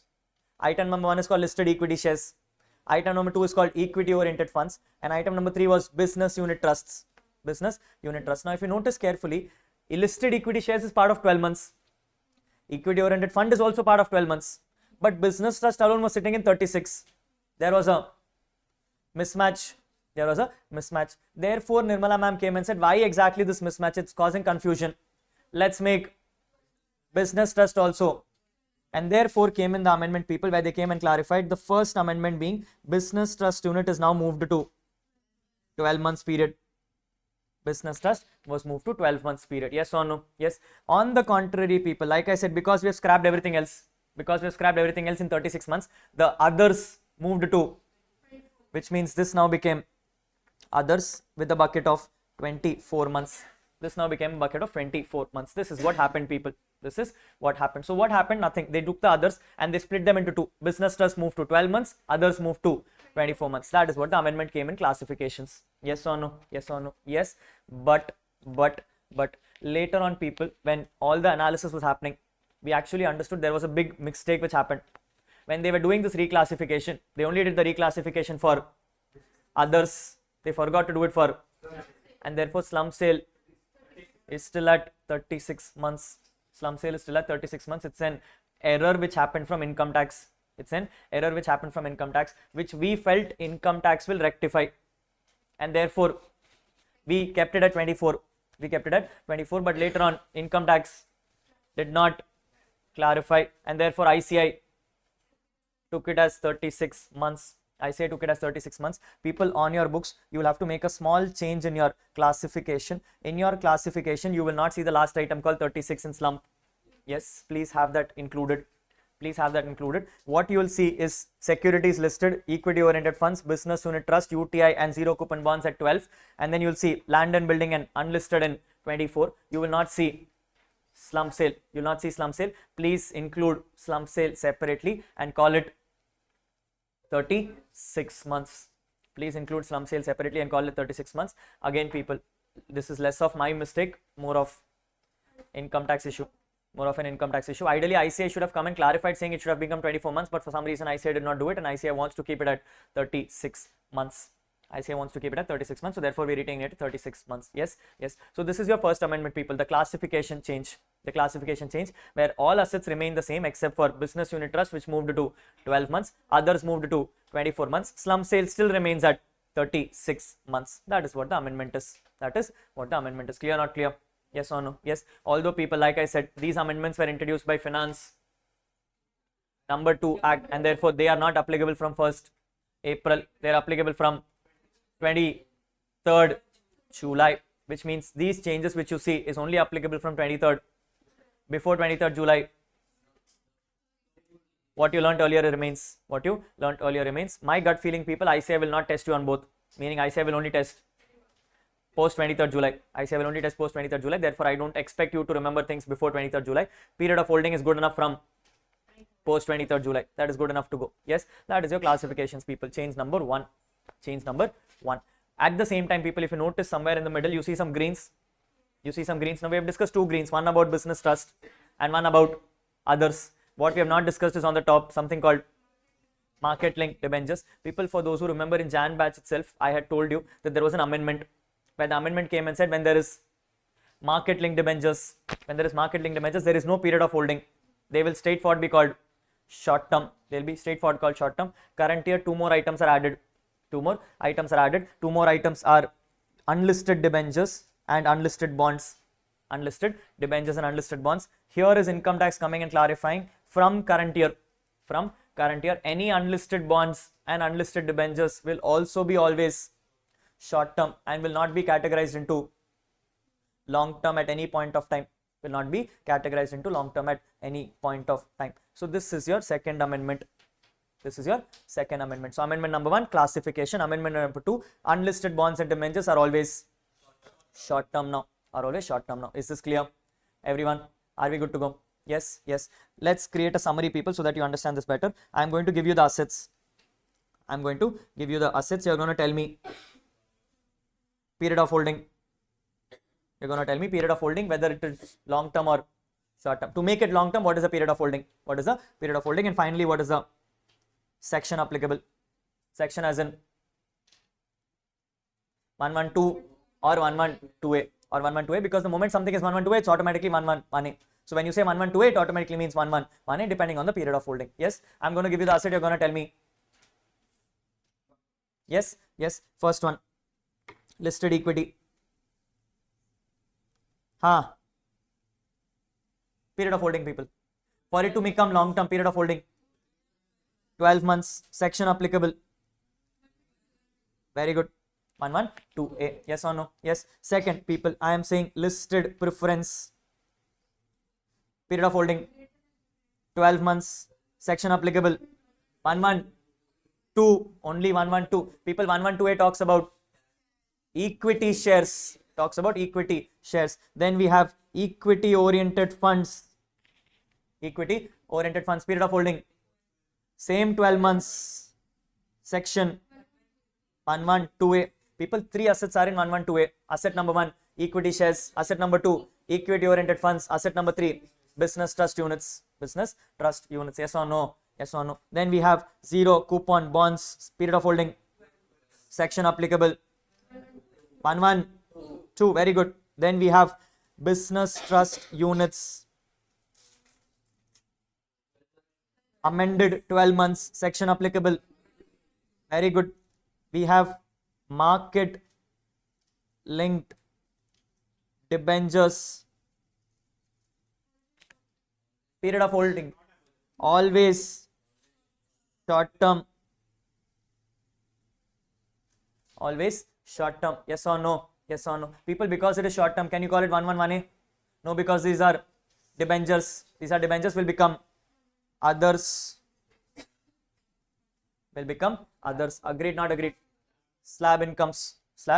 People, wherever I put 112A, it also means 111A. Wherever I put 112, it also means others, depending on whether it is long term or short term. But when it comes to market linked debentures, it can never be 112, it will always be others. Yes or no? Yes. Immovable property. Period of holding is 24 months. Section applicable or that's all.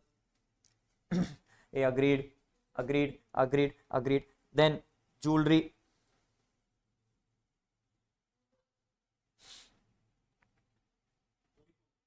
very good. It is 112 or others, 112 or others. Agreed, agreed, agreed. Then slump sale becomes 36 months, sections applicable or others, 112 or others. Yes, yes. Unlisted equity, very good, section applicable or good enough. Unlisted debentures, always short term, amendment of current year, section others, car,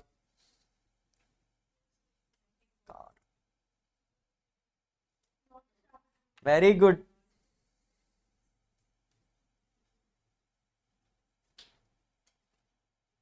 People, for it to be a capital asset, it needs to satisfy BA pass, needs to satisfy BA pass DJ, does not fall there, and therefore it becomes not a capital asset. These assets are exempt.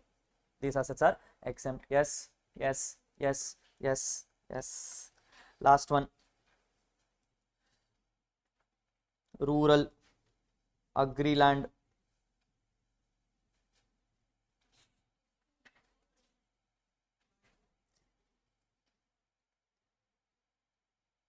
this also gets into agricultural income. This also gets into agricultural income and therefore exempt. Yes, I have urban agri land. Haha. 24 months. People, what you think in the first go is always right. Feel confident. Unless you're writing Rahul's paper, that's a different conversation. Yes, yes, yes. These are your asset classifications, people. These are your asset classifications. Again, more for your understanding and reference, nothing significant about this. Clear enough to go? Clear enough to go? Yes, this is your amendment number 1. This is your amendment number 1, talking about your classifications. Amendment number 2, talking about all your unlisted bonds and debentures now becoming short-term assets. Now becoming short-term assets. Are we good to go till here? Yes, yes, yes, yes, yes, yes, yes. Moving on forward, people, if you're done with this.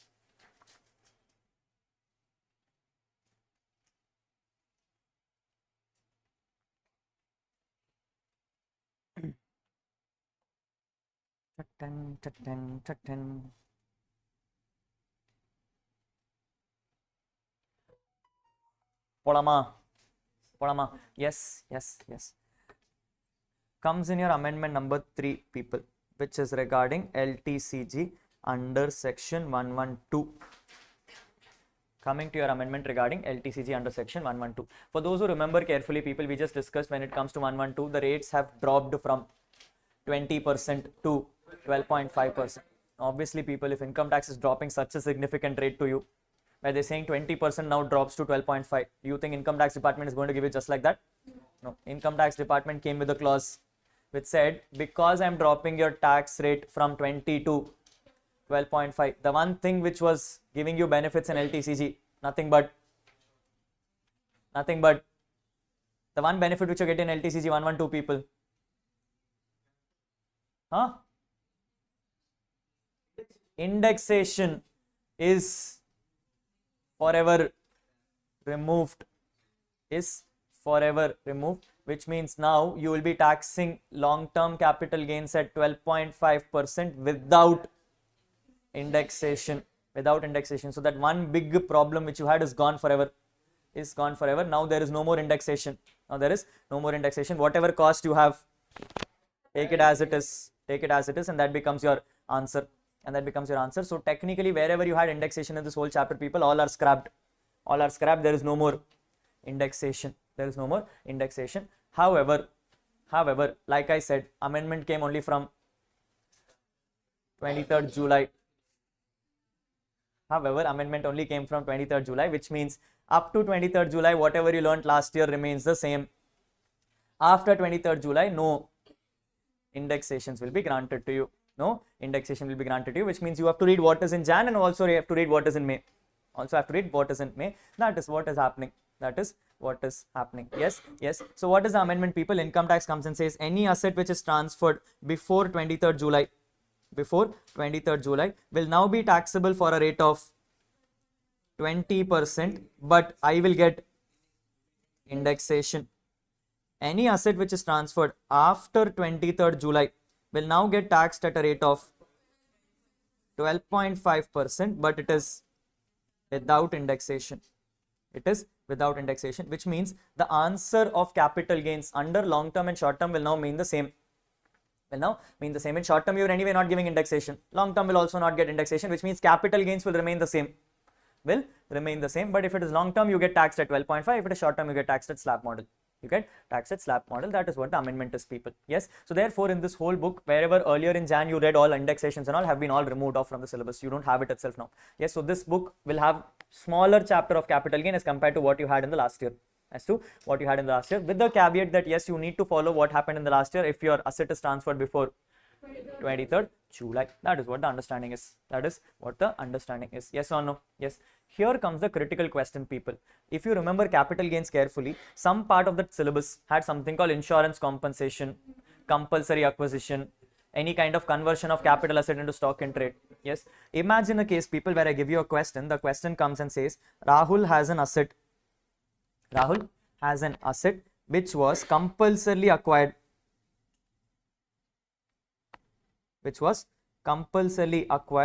On 1st April 2024. This asset was compulsorily acquired on 1st April 2024, but the installment was received on 15th November 24. Now this is what is happening, people. Understand, my asset was transferred on 1st April, but installment is received on 15th November. Now for those who remember this provision, people, income tax said capital gains will be computed on the date of acquisition, which is 1st April, but capital gains tax will be paid when installment is received, which is 15th. Will you do it as per old law or new law? Will you do it as per old law or new law? You will do it as per old law. You will do it as per old law. People, that is what I've been telling you in classes also. Understand here, the capital gains computation happens on 1st April. The tax alone is being paid on November. Yes or no? That is why in class also we discussed about, people, when indexation and all happens, indexation stops on the capital gains date. The tax alone is being paid in the subsequent date. So when we did in class also, people, I would have told you that if the asset was transferred in 2020, but money was received in 24, you will stop period of holding in 2020. Indexation will stop in 2020. Only payment is happening in 20. So technically, people, when 1st April, when the asset was acquired, that time had this amendment come? Not come. When the amendment had not come, you would have computed as per old law, which means with just that the tax alone is being paid in November. Therefore, the answer to this is do as per old law. Therefore, the answer this is do as per old law. So therefore, people, when it comes to the exceptions to the year of transferability, like compulsory acquisition, insurance compensation, conversion of capital asset into stock in trade, for all the three cases, if the capital gains is happening before 23rd July, you will still do as per old law, even if the money is received after 23rd July, which means provisions of indexation will continue to apply. How does hire purchase matter here? What are you doing? You're selling or buying? Who are you? For you, hire purchase asset is a stock in trade or a capital asset? How does it matter? You're selling a stock in trade, right? Where will you taxing it under? PGBP. I'm only talking about those assets which I sell as, keep the thought in mind. Good question, but definitely be careful about it. Yes, yes, yes. So I'm coming and telling people going forward what is happening is income tax comes and says if it is sold after 23rd July, then you will have tax rate of 12.5%, but without indexation. Only when the transfer happens after 23rd July, not the tax to be paid after 23rd July. Transfer should happen after 23rd July is what the rules are. Is what the rules are. Yes or no? Yes. What if I change this question a little bit, people, and I come and say this is 1st April 2020. 1st April 2020 and the transfer money is received in 2024. You're going to pay tax in 24, but capital gains will be computed in, which means you need to do as per old law. And if you're doing it as per old law, indexation will stop in 2020. Indexation will stop as per 2020. For those who remember, people, indexation formula, cost of acquisition into CII of the year of transfer divided by, that is what it is. That is what it is. Yes, in this case, people, acquisition will be some old date, 2006, 2008, but acquisition transfer date will be 20. Ada 20.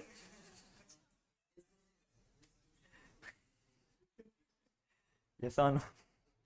It will be 20, people. 2020. It will be 2020 because that is when I transferred. I am only receiving the money in 24. I am only receiving the money in 24. ऐसे हंसोगे तो अच्छा लगेगा ना? रोते हुए मुंह लेके आए हो. Yes, it is 2020. Yes or no? Yes, so it is transferred on 2020 and that is what the answer would be. That is what the answer would be. Yes or no? Yes or no? Yes, because my acquisition happened in 2020 itself, that is what the date will stop off. Yes, while the money may have received after 23rd July, it does not matter. It does not matter. Is this clear?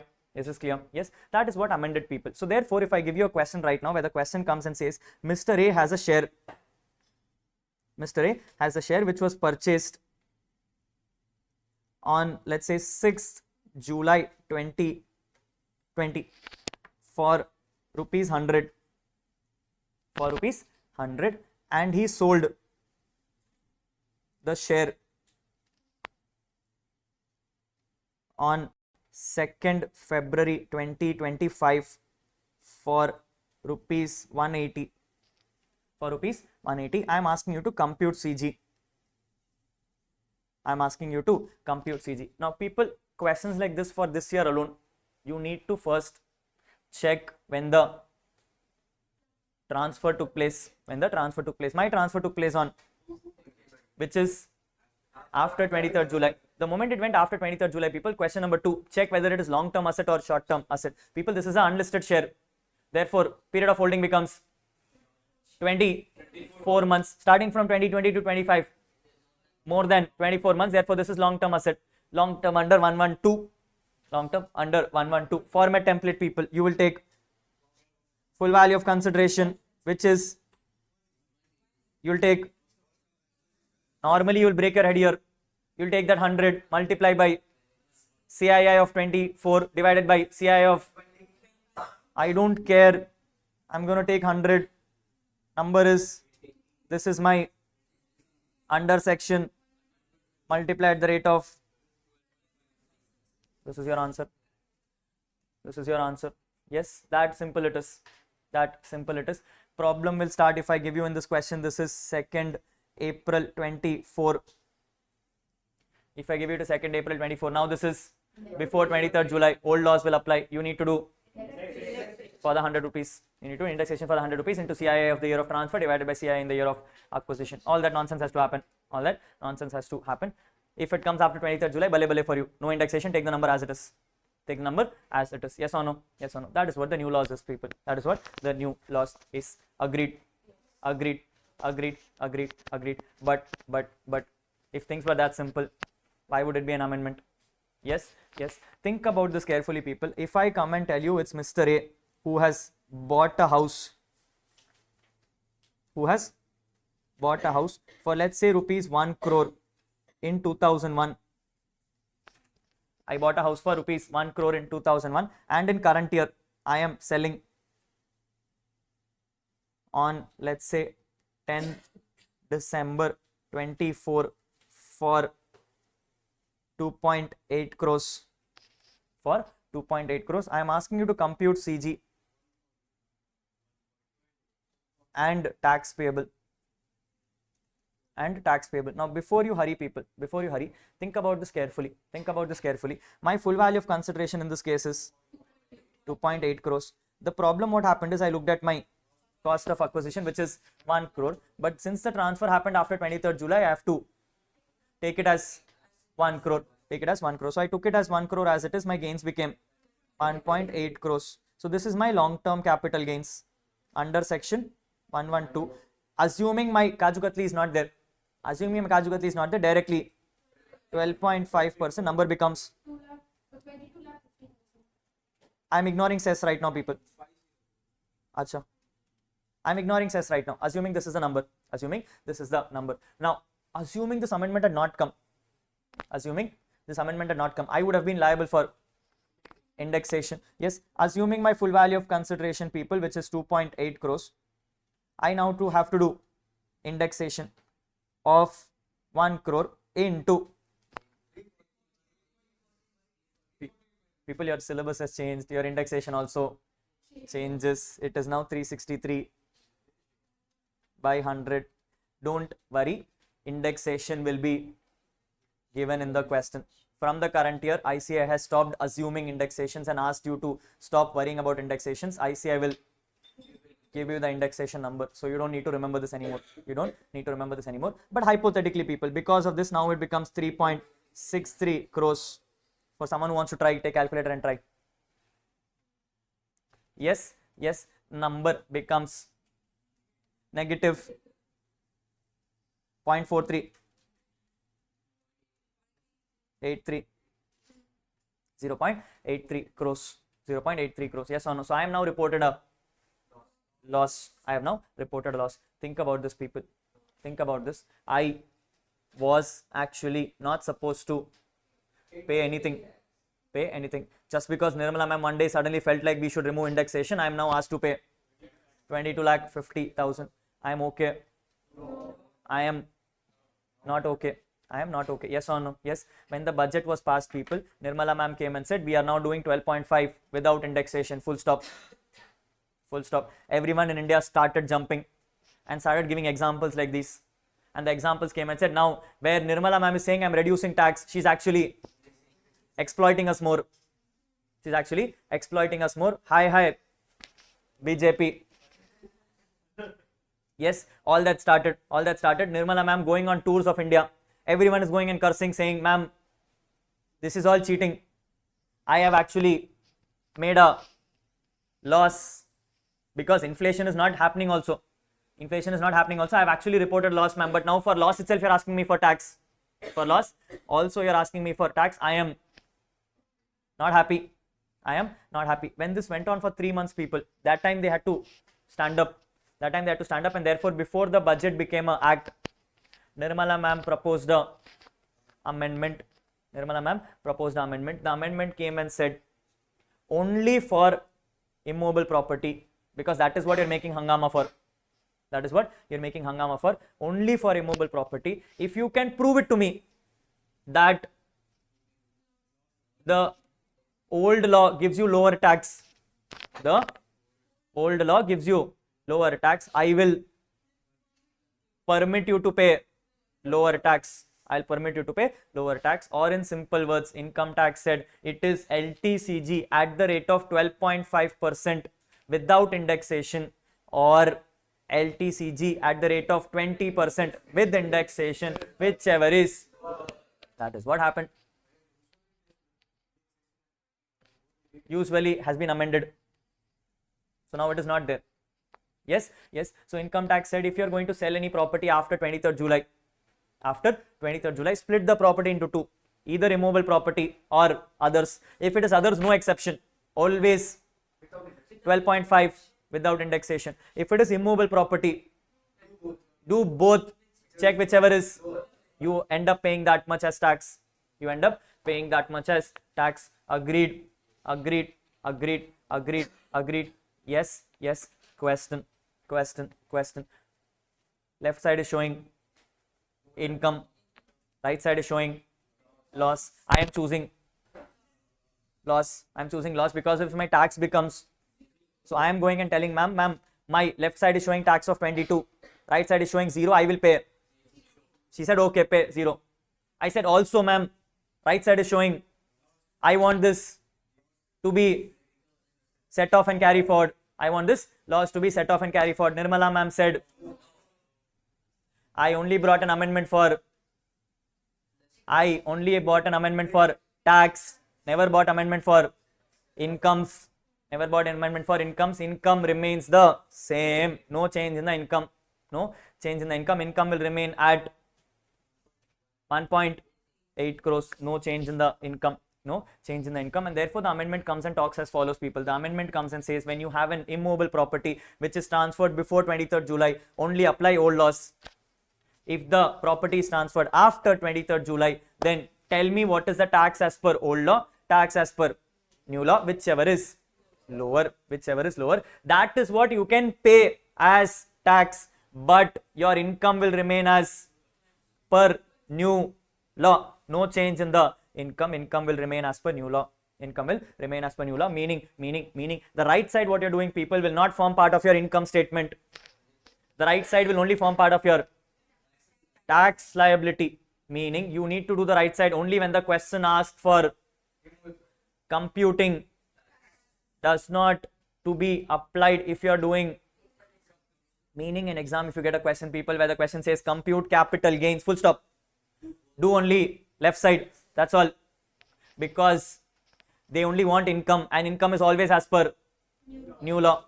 If the question says compute capital gains and tax payable, you will do first income as per new law. When you compute tax, you will do tax as per new law, tax as per, compare whichever is and put that as your, but your income will remain as per new law, correct, not correct, hey, you understand what is happening? Yes or no? Yes, we'll try your question, people, but this is what the provisions are. Where can you find the provisions? You have to go quickly to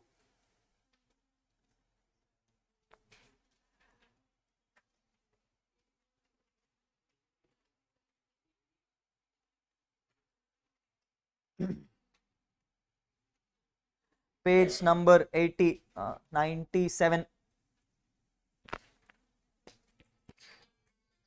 Page number 97, people. Page number 97. If you see the 97, people, I see some amendments. Yes, notice on the top it says only with effect from 23rd July, meaning whatever is before 23rd July will remain the same. No changes in the 23rd July. Post 23rd July, people, rules come and say when it is listed equity shares, equity unit funds or business trust, it is at the rate of 12.5% in excess of 1.25 lakhs. Short term becomes 20%. If it is 112 case, then split into two. Tell me whether it is land and building or others. If it is land and building, people, then I'll again split them into resident, individual or HUF or others. For your syllabus, it is only individual and HUF. For those people, income tax says if it is acquired before 23rd July, do as per old and whichever is. If it is acquired after 23rd July, then the provisions itself will not apply. Then you can do directly new loss. Whereas if it is any other asset, then it is directly 12.5%. People, you're going to write a note. I think it's already here in 112. Yes, this is what your rules are, people. In 112, this is what your rules are. In page 99, if you notice, it says LTCG which is arising from the transfer of land and or building which was acquired before 23rd July will be taxable. Highlight the word taxable. Will be taxable at the rate of 12.5% without indexation, 20% with indexation, whichever is beneficial to the person. Where indexation formulas we remember from last time. The point number 4 is what is more important, people. The point number 4 comes and says the proviso is only enabled to avoid increased tax payable under new provisions. The same does not apply in case indexation results in a loss, which means if you get a lower income as per old law, you will ignore the losses as per the old law. You will continue as per new law only. Tax alone will change accordingly. Yes or no? Yes. We'll give some examples and we'll do better, people. But the warning sign to you, people, is that this will not be informed in exam. You have to do it yourself. In exam, they will simply come and give you the facts and they'll say, go compute tax. Go compute tax. If you hurry burry and come and say post 23rd July, do 12.5 without indexation, 0. Because you need to check whichever is beneficial to the assessee. You need to compare both and check whichever is beneficial to the assessee. Yes or no? Yes or no? Yes. We'll do some questions on this, people. We'll do some questions on this so that you understand this better. Yes. But before I start doing questions, this is an immovable property, and therefore there were various other laws which needs to be kept in mind. Various other laws which needs to be kept in mind. SDV, 110%, transfer acquisition, advance forfeiture and all those things. Too many things to remember. You have a format for that? You have a format for that? No? You remember those provisions? I'm giving you 5 minutes. I'm giving you 5 minutes. You're going to go through those immovable property specific provisions.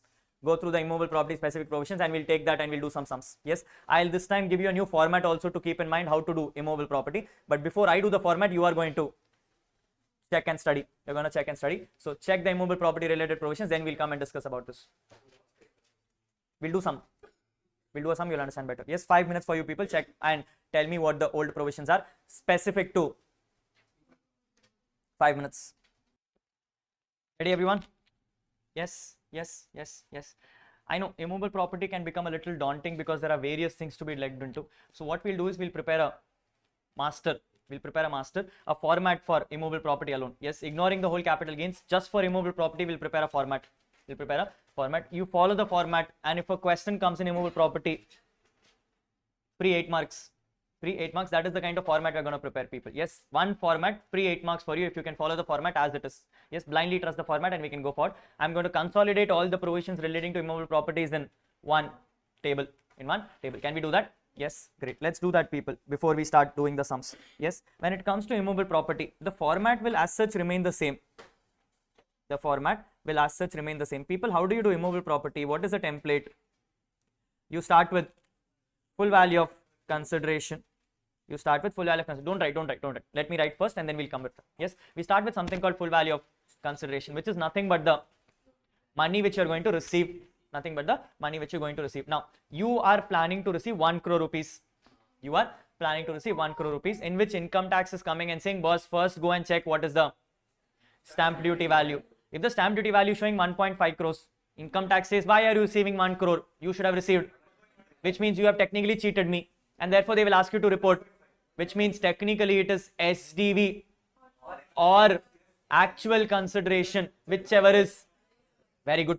Yes, so it is SDV or actual consideration, whichever is higher. But if you are not happy with SDV, you can go and inform valuation officer, and if valuation officer gives you a lower number, you can take valuation officer. So in simple words, it is SDV or FMV, whichever is lower, compared with sale value, whichever is agreed, not agreed.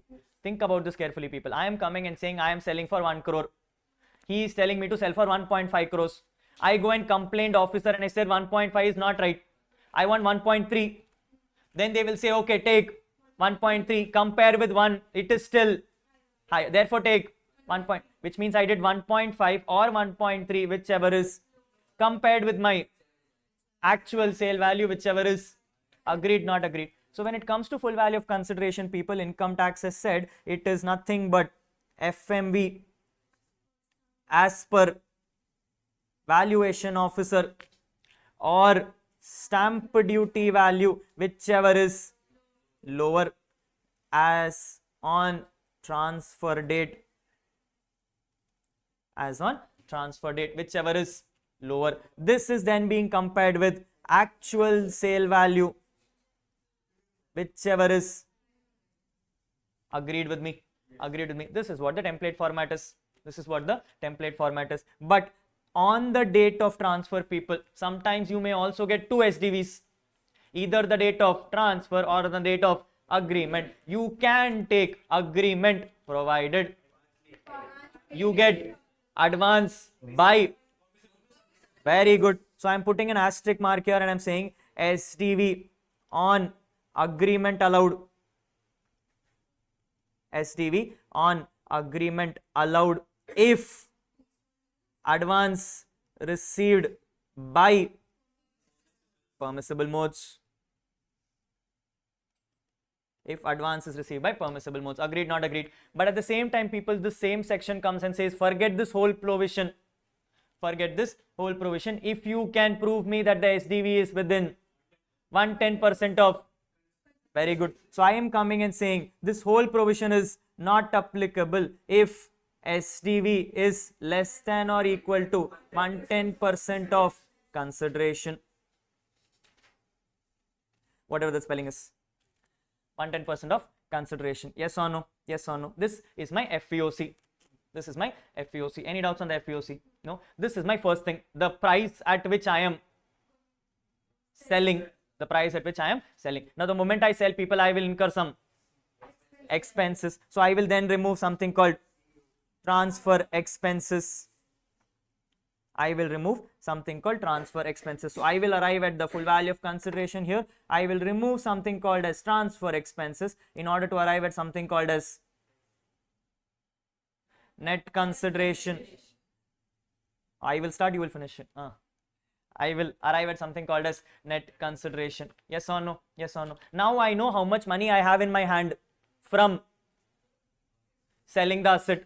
From selling the asset. Now I want to know how much profit I made. How much profit I made. So I am now going to start removing all my cost of acquisitions. So I am going to start removing all my cost of acquisitions. Cost of acquisitions. Here income tax toll. If you are going to have the cost of acquisition before 1st April 2001, if you have planned to buy the asset before 1st April 2001, income tax says then it is FMV on 2001 or SDV on 2001, whichever is compared with actual cost, whichever is, people, if you notice carefully, same as above, same as dates alone are changing. Dates alone are changing. Yes. So I am saying if the asset is purchased before 1st April 2001, take the FMV on 2001, SDV on 2001, whichever is compared with actual cost of acquisition, whichever is. That's all is the answer. That's all is the answer. Agreed, not agreed? Yes. But if the asset is purchased after 1st April 2001, you don't have an option. Take actual cost as it is. Take actual cost. People, benefits only given to you when it's purchased before 2001. If you're purchasing after 2001, no benefits. Take whatever is your actual cost. Agreed, not agreed? Agreed, not agreed? Yes or no? Yes. In this cost of acquisition, people, I will then remove something called as advance forfeiture. I will then remove something called as advance forfeiture. So I have a number here. From this number, I will remove something called as advance forfeiture, provided before 2000. Before 2014, if I have an forfeiture. If I have an forfeiture, this will then give me what is my cost of acquisition. This will then give me what is my cost of acquisition. Agreed, not agreed? Agreed, not agreed? Yes or no? Yes or no? Yes. Then I arrive at something called as cost of improvement. Then I arrive at something called as cost of improvement. Again, here, people, income tax comes and says if the cost of improvement is before 1st April 2001, I will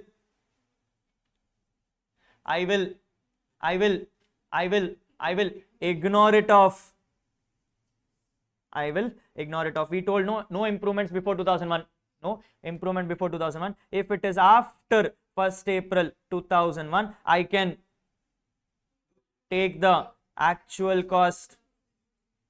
I can take the actual cost of improvement. But last year's amendment, Jan amendment, if you remember, if I have paid any interest on loan for HP, which is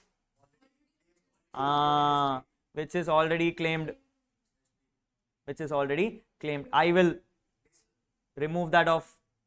I will remove that off in order to arrive at my cost of improvement. Arrive at that cost of improvement. This is my long-term capital gains.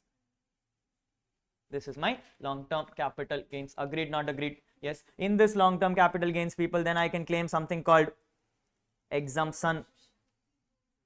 I can claim exemption under section 54 or 54 ECA. You can't claim F. F is when you sell something else and buy house. I am now selling a house itself. Therefore, this is only for 54 and 54 EC. You get this exemption, people. You will arrive at what your taxable capital gains is. You will arrive at what is your taxable LTCG. You will arrive at your taxable LTCG. Agreed, not agreed? Agreed, not agreed? Yes, but people, this is all happening only if you're selling after 23rd July. If you're selling after 23rd July. So which means we'll put a note here. If transferred before 23rd July 24, COA and COI will be, very good, will be indexed, where indexation is COA or COI into CII in the year of divided by, super, acquisition or improvement. CII in the year of acquisition or improvement. That is what you'll do if you want to do it before 23rd July. Yes or no? This will give you your taxable LTCG. Taxable LTCG. Yes or no? Yes. Then comes the question as to how to compute tax. Then comes the question on how to compute tax. If tax is for transfer before 23rd July 24, take the long-term capital gains with into 20%. If the transfer takes place on or after 23rd July, then you will do LTCG without index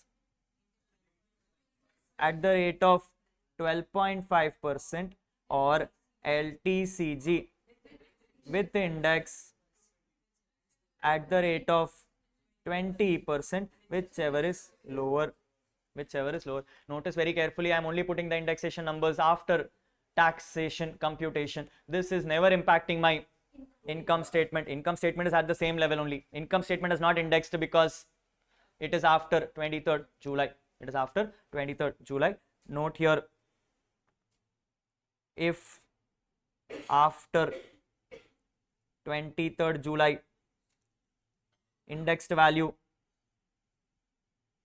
is relevant, not relevant? Not relevant.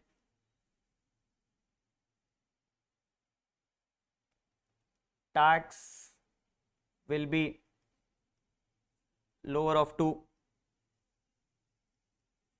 but income is always as per new law, that is without indexation. Very good. That is without indexation. If you know this format, 8 marks. Yes, that is how the format is. That is how the format is. One small format will answer everything for you. People, I may not be very ruly in writing. Glorify it however you want. Yes, glorify it however you want, but this is what the template format is. Yes, take the time and note down the template. Yes, let's see how this format works, people. Let's see. What we'll do is, nothing we'll do. We'll keep the format intact. कोई change नहीं होगा format में. We'll read the question, and as we see numbers in the question, we'll try to understand where does this number fall in the format. After that, format will take care of itself. Format will take care of itself. Can we do that? Yes. Let's look at one question, people. One question which suggested by ICI. One study material question. Yes. The question says, Mr. Shiva is purchasing a house property on 15th February 1979 for 3,24,000. So there is a person called Mr. Shiva who's purchased the house in 1979, which means the cost is before 2001. This is clear to me. I have purchased it for 3,24,000. This is my actual COA. This is my actual COA. In addition, he has also paid a stamp duty at the rate of 10% on the stamp value of 3,50,000. So for buying this house, I had to pay a SDV. I had to pay an SDV of 35,000. People, the cost which I paid will get added to my actual cost, because I told you cost of acquisition means all money which is paid before the asset is acquired. So I have acquired it for a price of 324 plus 35,000, 359,000. Yes. Now this 3,50,000 which you're seeing on the screen, people, relevant, not relevant? Relevant, not relevant? Relevant, not relevant? Not relevant. Tell me why. You take SDV as on 2000. This is SDV as on 1979. Not important information. That's why I said stick to the format. Stick to the format. Everything other than the format is waste.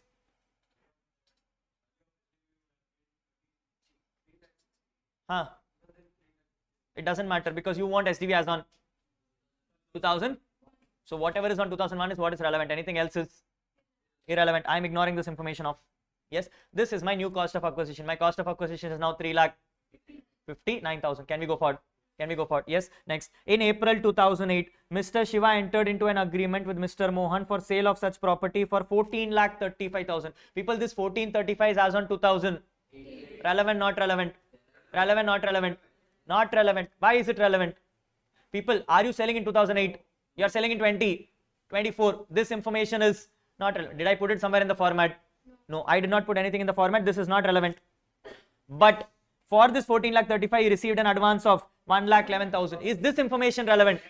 Because the format has advance forfeiture before 2014. This is 2000. Therefore relevant. However, the sale consideration did not materialize. Shiva forfeited the advance. Super. That is what we know. You will take this number and minus it from the cost of acquisition. Correct? No. Yes. After that, in May 2015, he again entered into an agreement for sale of the house for 20,25,000. Relevant, not relevant? Not relevant. To Mrs. Deepshika, and has received 1,51,000 as advance. It is after 2000. Therefore, remove it off because I am doing capital gains in current year. IFOS is 2015. That year something would have happened. I don't care. So this information is also irrelevant. I am moving on forward. However, Deepshika did not pay the balance amount. Shiva forfeited the advance. In April 2015, Shiva constructed the first floor by incurring a cost of 3,90,000. I have done cost of. Very good. This is my COI. And this COI is after 2001. Therefore, I will take this number. On November 15, 2024, people, your year. Your year only, no. This is your year. Hey, you are in 24-25, final year for your exams. Yes, Mudigno. 24-25 is your year. That is the year in which this sale has happened. 15 November 24, Shiva entered into an agreement with Manish for sale of such house for 30,50,000. This is my actual sale price. And has received an advance of 1,50,000 as advance through account pay check. Relevant, not relevant? Relevant, not relevant? Number is not relevant. Facts are relevant because received money in advance by permissible modes. My SDV will be as on agreement date. Mr. Manish paid the balance entire sum. Shiva transferred the house to Mr. Manish on Feb 20, 2025. This is my date of transfer, which is after 23rd. I will do as per new for income. For tax it is new for income, tax for both. Shiva has paid brokerage at the rate of 1% of the sale consideration to this broker. This is my transfer expense. On 1st April 2001, fair market value is 1185. Relevant, not relevant? Relevant. Stamp duty is 1070. Relevant, not relevant? Relevant. Further, valuation officer of the property on 15th November is 39 lakhs. 20th February is 41 lakhs. I have been given 2 SDVs on the date of agreement, date of transfer. You will take as on the date of agreement. Ignore the date of transfer. So now I have my SDV also. I have my SDV also. I have my SDV on date of transfer. I have my sale value on the date of transfer. I can find my full value of consideration. I know my transfer expenses, so I can find my net consideration. I know my 2001 data, so I can also find my cost of acquisition. I also have advanced forfeiture, which will give me the net cost of acquisition. Cost of improvement is also given in the question, arriving me at my long-term capital gains. Question says compute capital gains, meaning as per new law. Also compute tax liability, meaning as per both provisions. Assuming that the basic exemption limit is fully exhausted, basically no Kaju Katli is happening. This is what the facts of the case is. Yes, keeping these facts in mind, people, I'm going to prepare a answer. I'm going to prepare an answer with the format. Help. I am putting it on the left side, people. My space is less. My full value of consideration as per the format says FMB not given. FMB not given. Do you see FMB? Do you see FMB? No FMB in the question. No FMB in the question. FMB as per valuation officer not given. Therefore, I'll take SDV is 39 lakhs or 30 lakh 50,000, whichever is, but always check for 110% of consideration. My consideration is 30.5, 110% will add another 3.05, which will become 33 something, 33, 34 something. I need 39, which is still higher. Therefore, whichever is number becomes super. Format done. Format done. I am now doing transfer expense. People, transfer expense is 1% of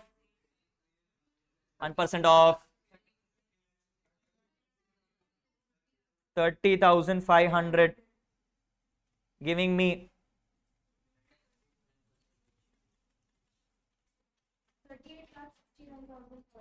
38,69,500. Done. No. I am coming to cost of acquisition. People, sale happened after 23rd July.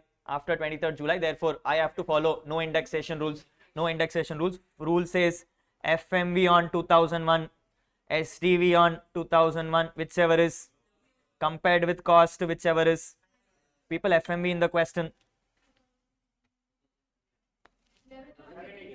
Read the question.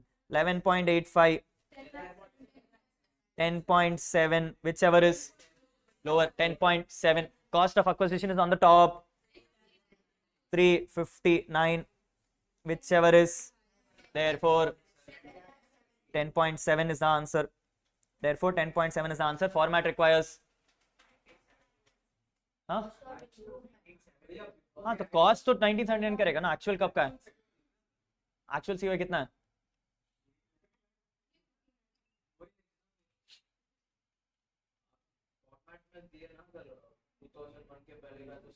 ए 2001 के बाद का है तो सिर्फ actual लेना है. 2001 के पहले का है तो इट्स एफएमवी और एसडीवी और actuals. Yes. So it is 1070, people, and the format says in 1070 remove advance forfeiture. I have an advance forfeiture of 1,11,000. So I get 20. अच्छा, removed both, is it? Ma, it is minus of these two. क्या है? 9.59. People, advance forfeiture is removed from cost, so it is 9.49. 9.49 से 38,69 removes. क्या कर रहे हो? I don't need. No, I need cost of improvement first. Put my cost of improvement. What is my cost of improvement, people? Minus cost of improvement. Question says 3.9 lakhs. 3.9 lakhs. So this is also getting removed. So 38,69,500 minus 9.59 minus 3.9 lakhs. 20,500. Do you see any exemptions in the question? This becomes my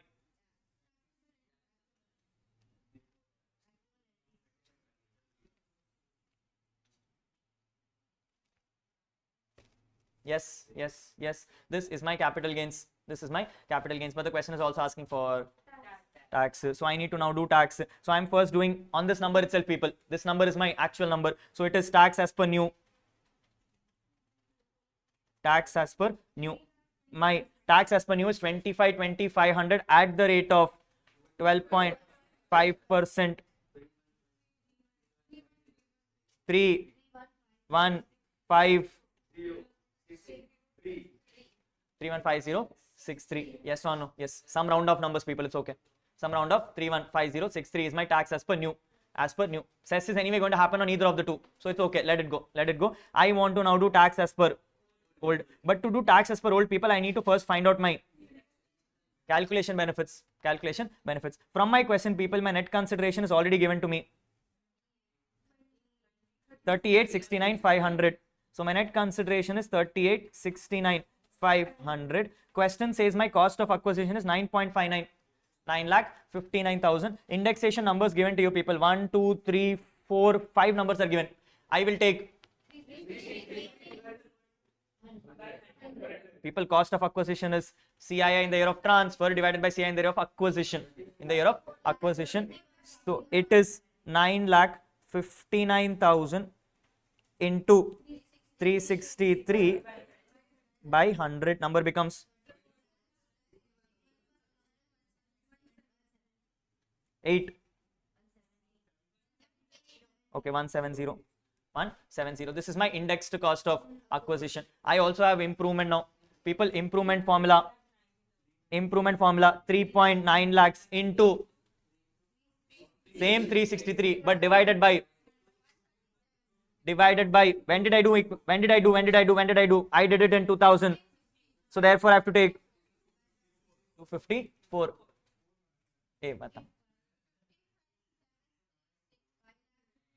So it is 3,90,000 into 363 by number becomes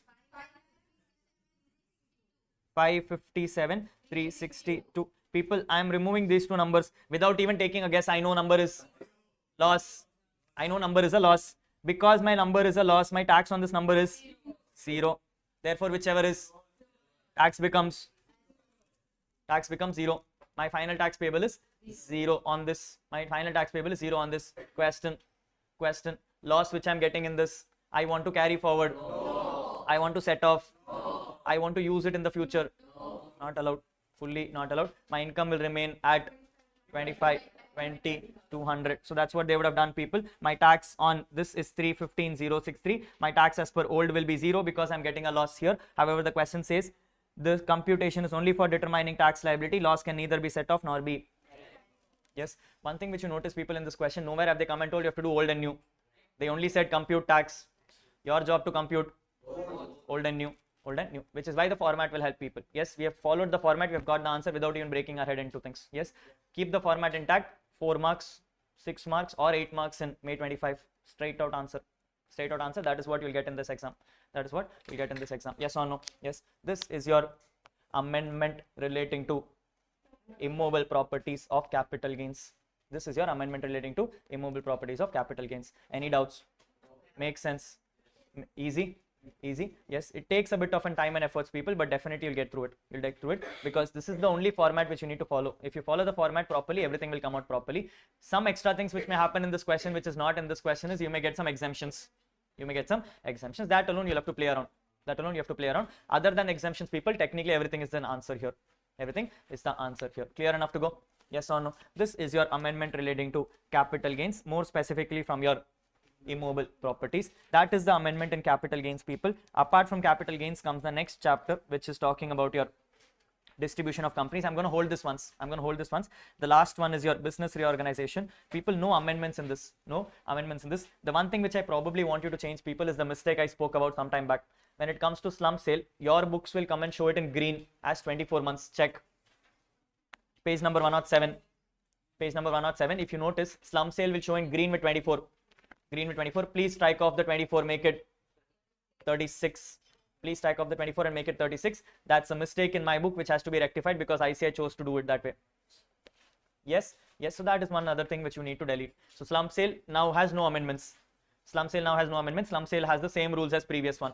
as the previous one. Ideally from May exam, it doesn't matter. It doesn't matter. You are not going to get a slum sale question for sure. Yes, slum sale will not be tested in May exam. You are getting that probably in September or January. So your juniors will take care of it. Yes, you don't have to worry about it. You don't get it in May exam. Yes, so slum sale is not an amendment for you. Last amendment of your syllabus, we are looking at something called as buyback. We are looking at something called as buyback. My gut feeling, you're getting an MCQ question on this pakka. Yes, we are looking at something called as buyback. We're looking at something called as buyback. Now, for those people who are till January, I would have told you buyback is not important for your exam. I would have told you buyback is not important for your exam because it was more final level syllabus. It was more final level syllabus. You had something called buyback tax back then. Buyback tax back then, where I said you just have to take your buyback profits, multiply by 20 plus 12 plus 4, you'll get an answer. You will get an answer. That was still last year. That was still last year. Current year provisions have changed. Current year provisions have changed. The provisions have gone a little crazy, people. It's a little stupid provision, one of the most stupider provisions, and therefore favorite for ICA. Yes, yes. The provisions of buyback in the current year now come and tell that going forward, any money which you receive under buyback, going forward, any money which you receive under buyback will be deemed as dividends. Going forward, any money which you receive in buyback will now be deemed as dividends. The moment I say it is dividend for you, it is taxable under the head IFOS. It is taxable under the head IFOS. That is what the rule says. That is what the rule says. So people, Rahul has an asset bought in Reliance. Rahul purchased it for 100 rupees from Reliance. Reliance came back to me and came and said, dear Rahul, I don't want you to be my shareholder anymore. I want to buy back your shares. I want to buy back your shares at, let's say, 12 rupees. At 12 rupees. People, earlier, you would say 12 is my sale value, 10 is my cost, profit is. Now income tax says, forget everything. How much you got? Your dividend is 12 rupees. Your dividend is 12 rupees. No conditions, no nothing. What you got is your dividends. What you got is your dividends. So the whole 12 rupees becomes taxable as, very good. Now I went to income tax department and said, sir, okay, you want to take 12 as dividends, take 12 as dividends. What happened to my 10 rupees? I paid no 10 rupees. What happened to my 10 rupees? Income tax said, nothing, pa. This becomes a loss. This becomes a loss. Take it as your capital loss. Take it as your capital loss to be carried forward for 8 years. To be carried forward for 8 years, which means now income tax says two things you had: sale value, cost value. Sale goes to, cost goes to. That's all is the answer. That's all is the answer. Makes absolutely no sense, but this is what the answer is. This is what the answer is. Yes or no? Yes or no? Yes or no? So what is income tax telling you, people? Whatever buyback profits you get, the full buyback money which you got will be taxable as IFOS, and whatever payment you made for the shares will be taxable as long-term or short-term capital loss. Long-term or short-term capital loss. Now here comes the question. Till last year I came and told you, whenever you have dividends, it will only be called as dividends to the extent the company has accumulated profits. Yes, when we remember the dividends chapter, people, 5 dividends we discussed. Every time we spoke about dividends, I told you dividends will only be called as dividends to the extent the company has accumulated profits. For this one, there is no condition. For this one, there is no condition. Income tax says even if the company has losses, whatever money you got will be called as dividends. I'm like, sir, company has loss. Where is dividends? He's like, no, that I don't care. You got money. Therefore, it is. That's what the answer is. That's what the answer is. So people, what is happening when it comes to buyback? Income tax says 2 elements are there: full value of consideration, cost of acquisition. Full value of consideration, cost of acquisition. Take full value of consideration tax as dividends under IFOS. Whatever cost of acquisition you have, claim as loss under CG. Claim as loss under CG. Yes or no? Yes or no? Yes or no? Ignore any expenses. Take a minute. Ignore any expenses. मैं भी भूल गया क्या लिखने वाला था मैं.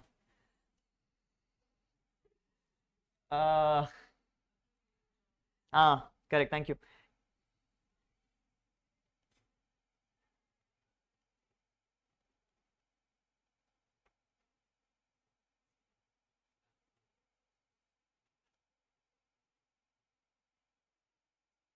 Bol. I'm giving you that question. I had that question in mind. Give me 2 minutes. Yes, yes. This is what the provisions are, people. This is what the provisions are. Any doubts on the provisions? Any doubts on the provisions? No, no, no, no, no. Take an illustration. I don't know what number it is. Illustration X, जो भी तुम्हारे mood में. Yes.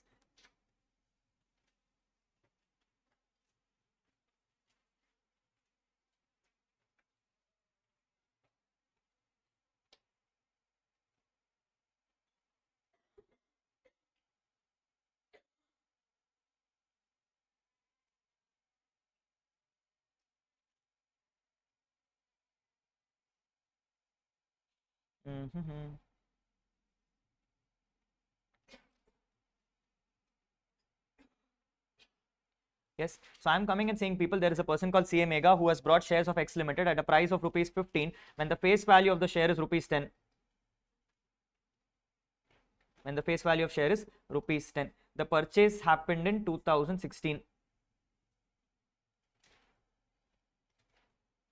The purchase happened in 2016. X Limited decided to buy back shares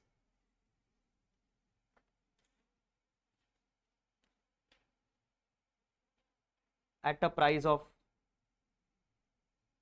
rupees 12 at a price of rupees 12, where the company has a reported reserve and surplus of rupees 20,000. The company has a reported reserve and surplus of rupees 20,000. Assume Mega has 60,000 shares in the company.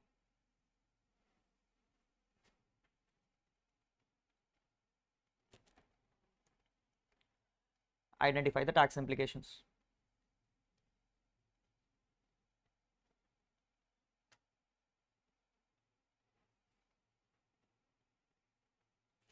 Identify the tax implications. Yes, this is what the question says, people. Now, before you start, let's first figure out what is relevant and what is not relevant. Let's first answer that question. People, I'm seeing multiple numbers. First number I see on the screen is 15 rupees. This is the price at which I bought the shares. This is my cost of acquisition. Relevant, not relevant? Relevant. This is the price which I bought it. This is the price at which I bought it. So this is relevant for me. So I'm keeping this information in mind. This 15 rupees at which I bought was actually at a face value of 10 rupees. Relevant, not relevant?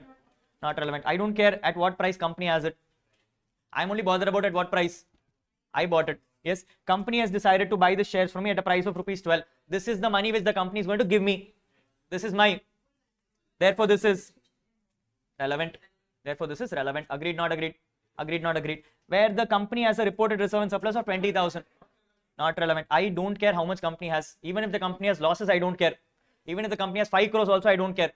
I'm only bothered about what I got, what I paid, what I got and what I paid. Assume Mega has 60,000 shares in the company, which means now I know how much money I will get and how much money I paid. Notice I am having full value of consideration as 60,000 into, which becomes to be taxed as dividends under IFOS. To be taxed as dividends under IFOS. On the contrary, I have cost of acquisition of 60,000 into 15 rupees, 9 lakhs, to be reported as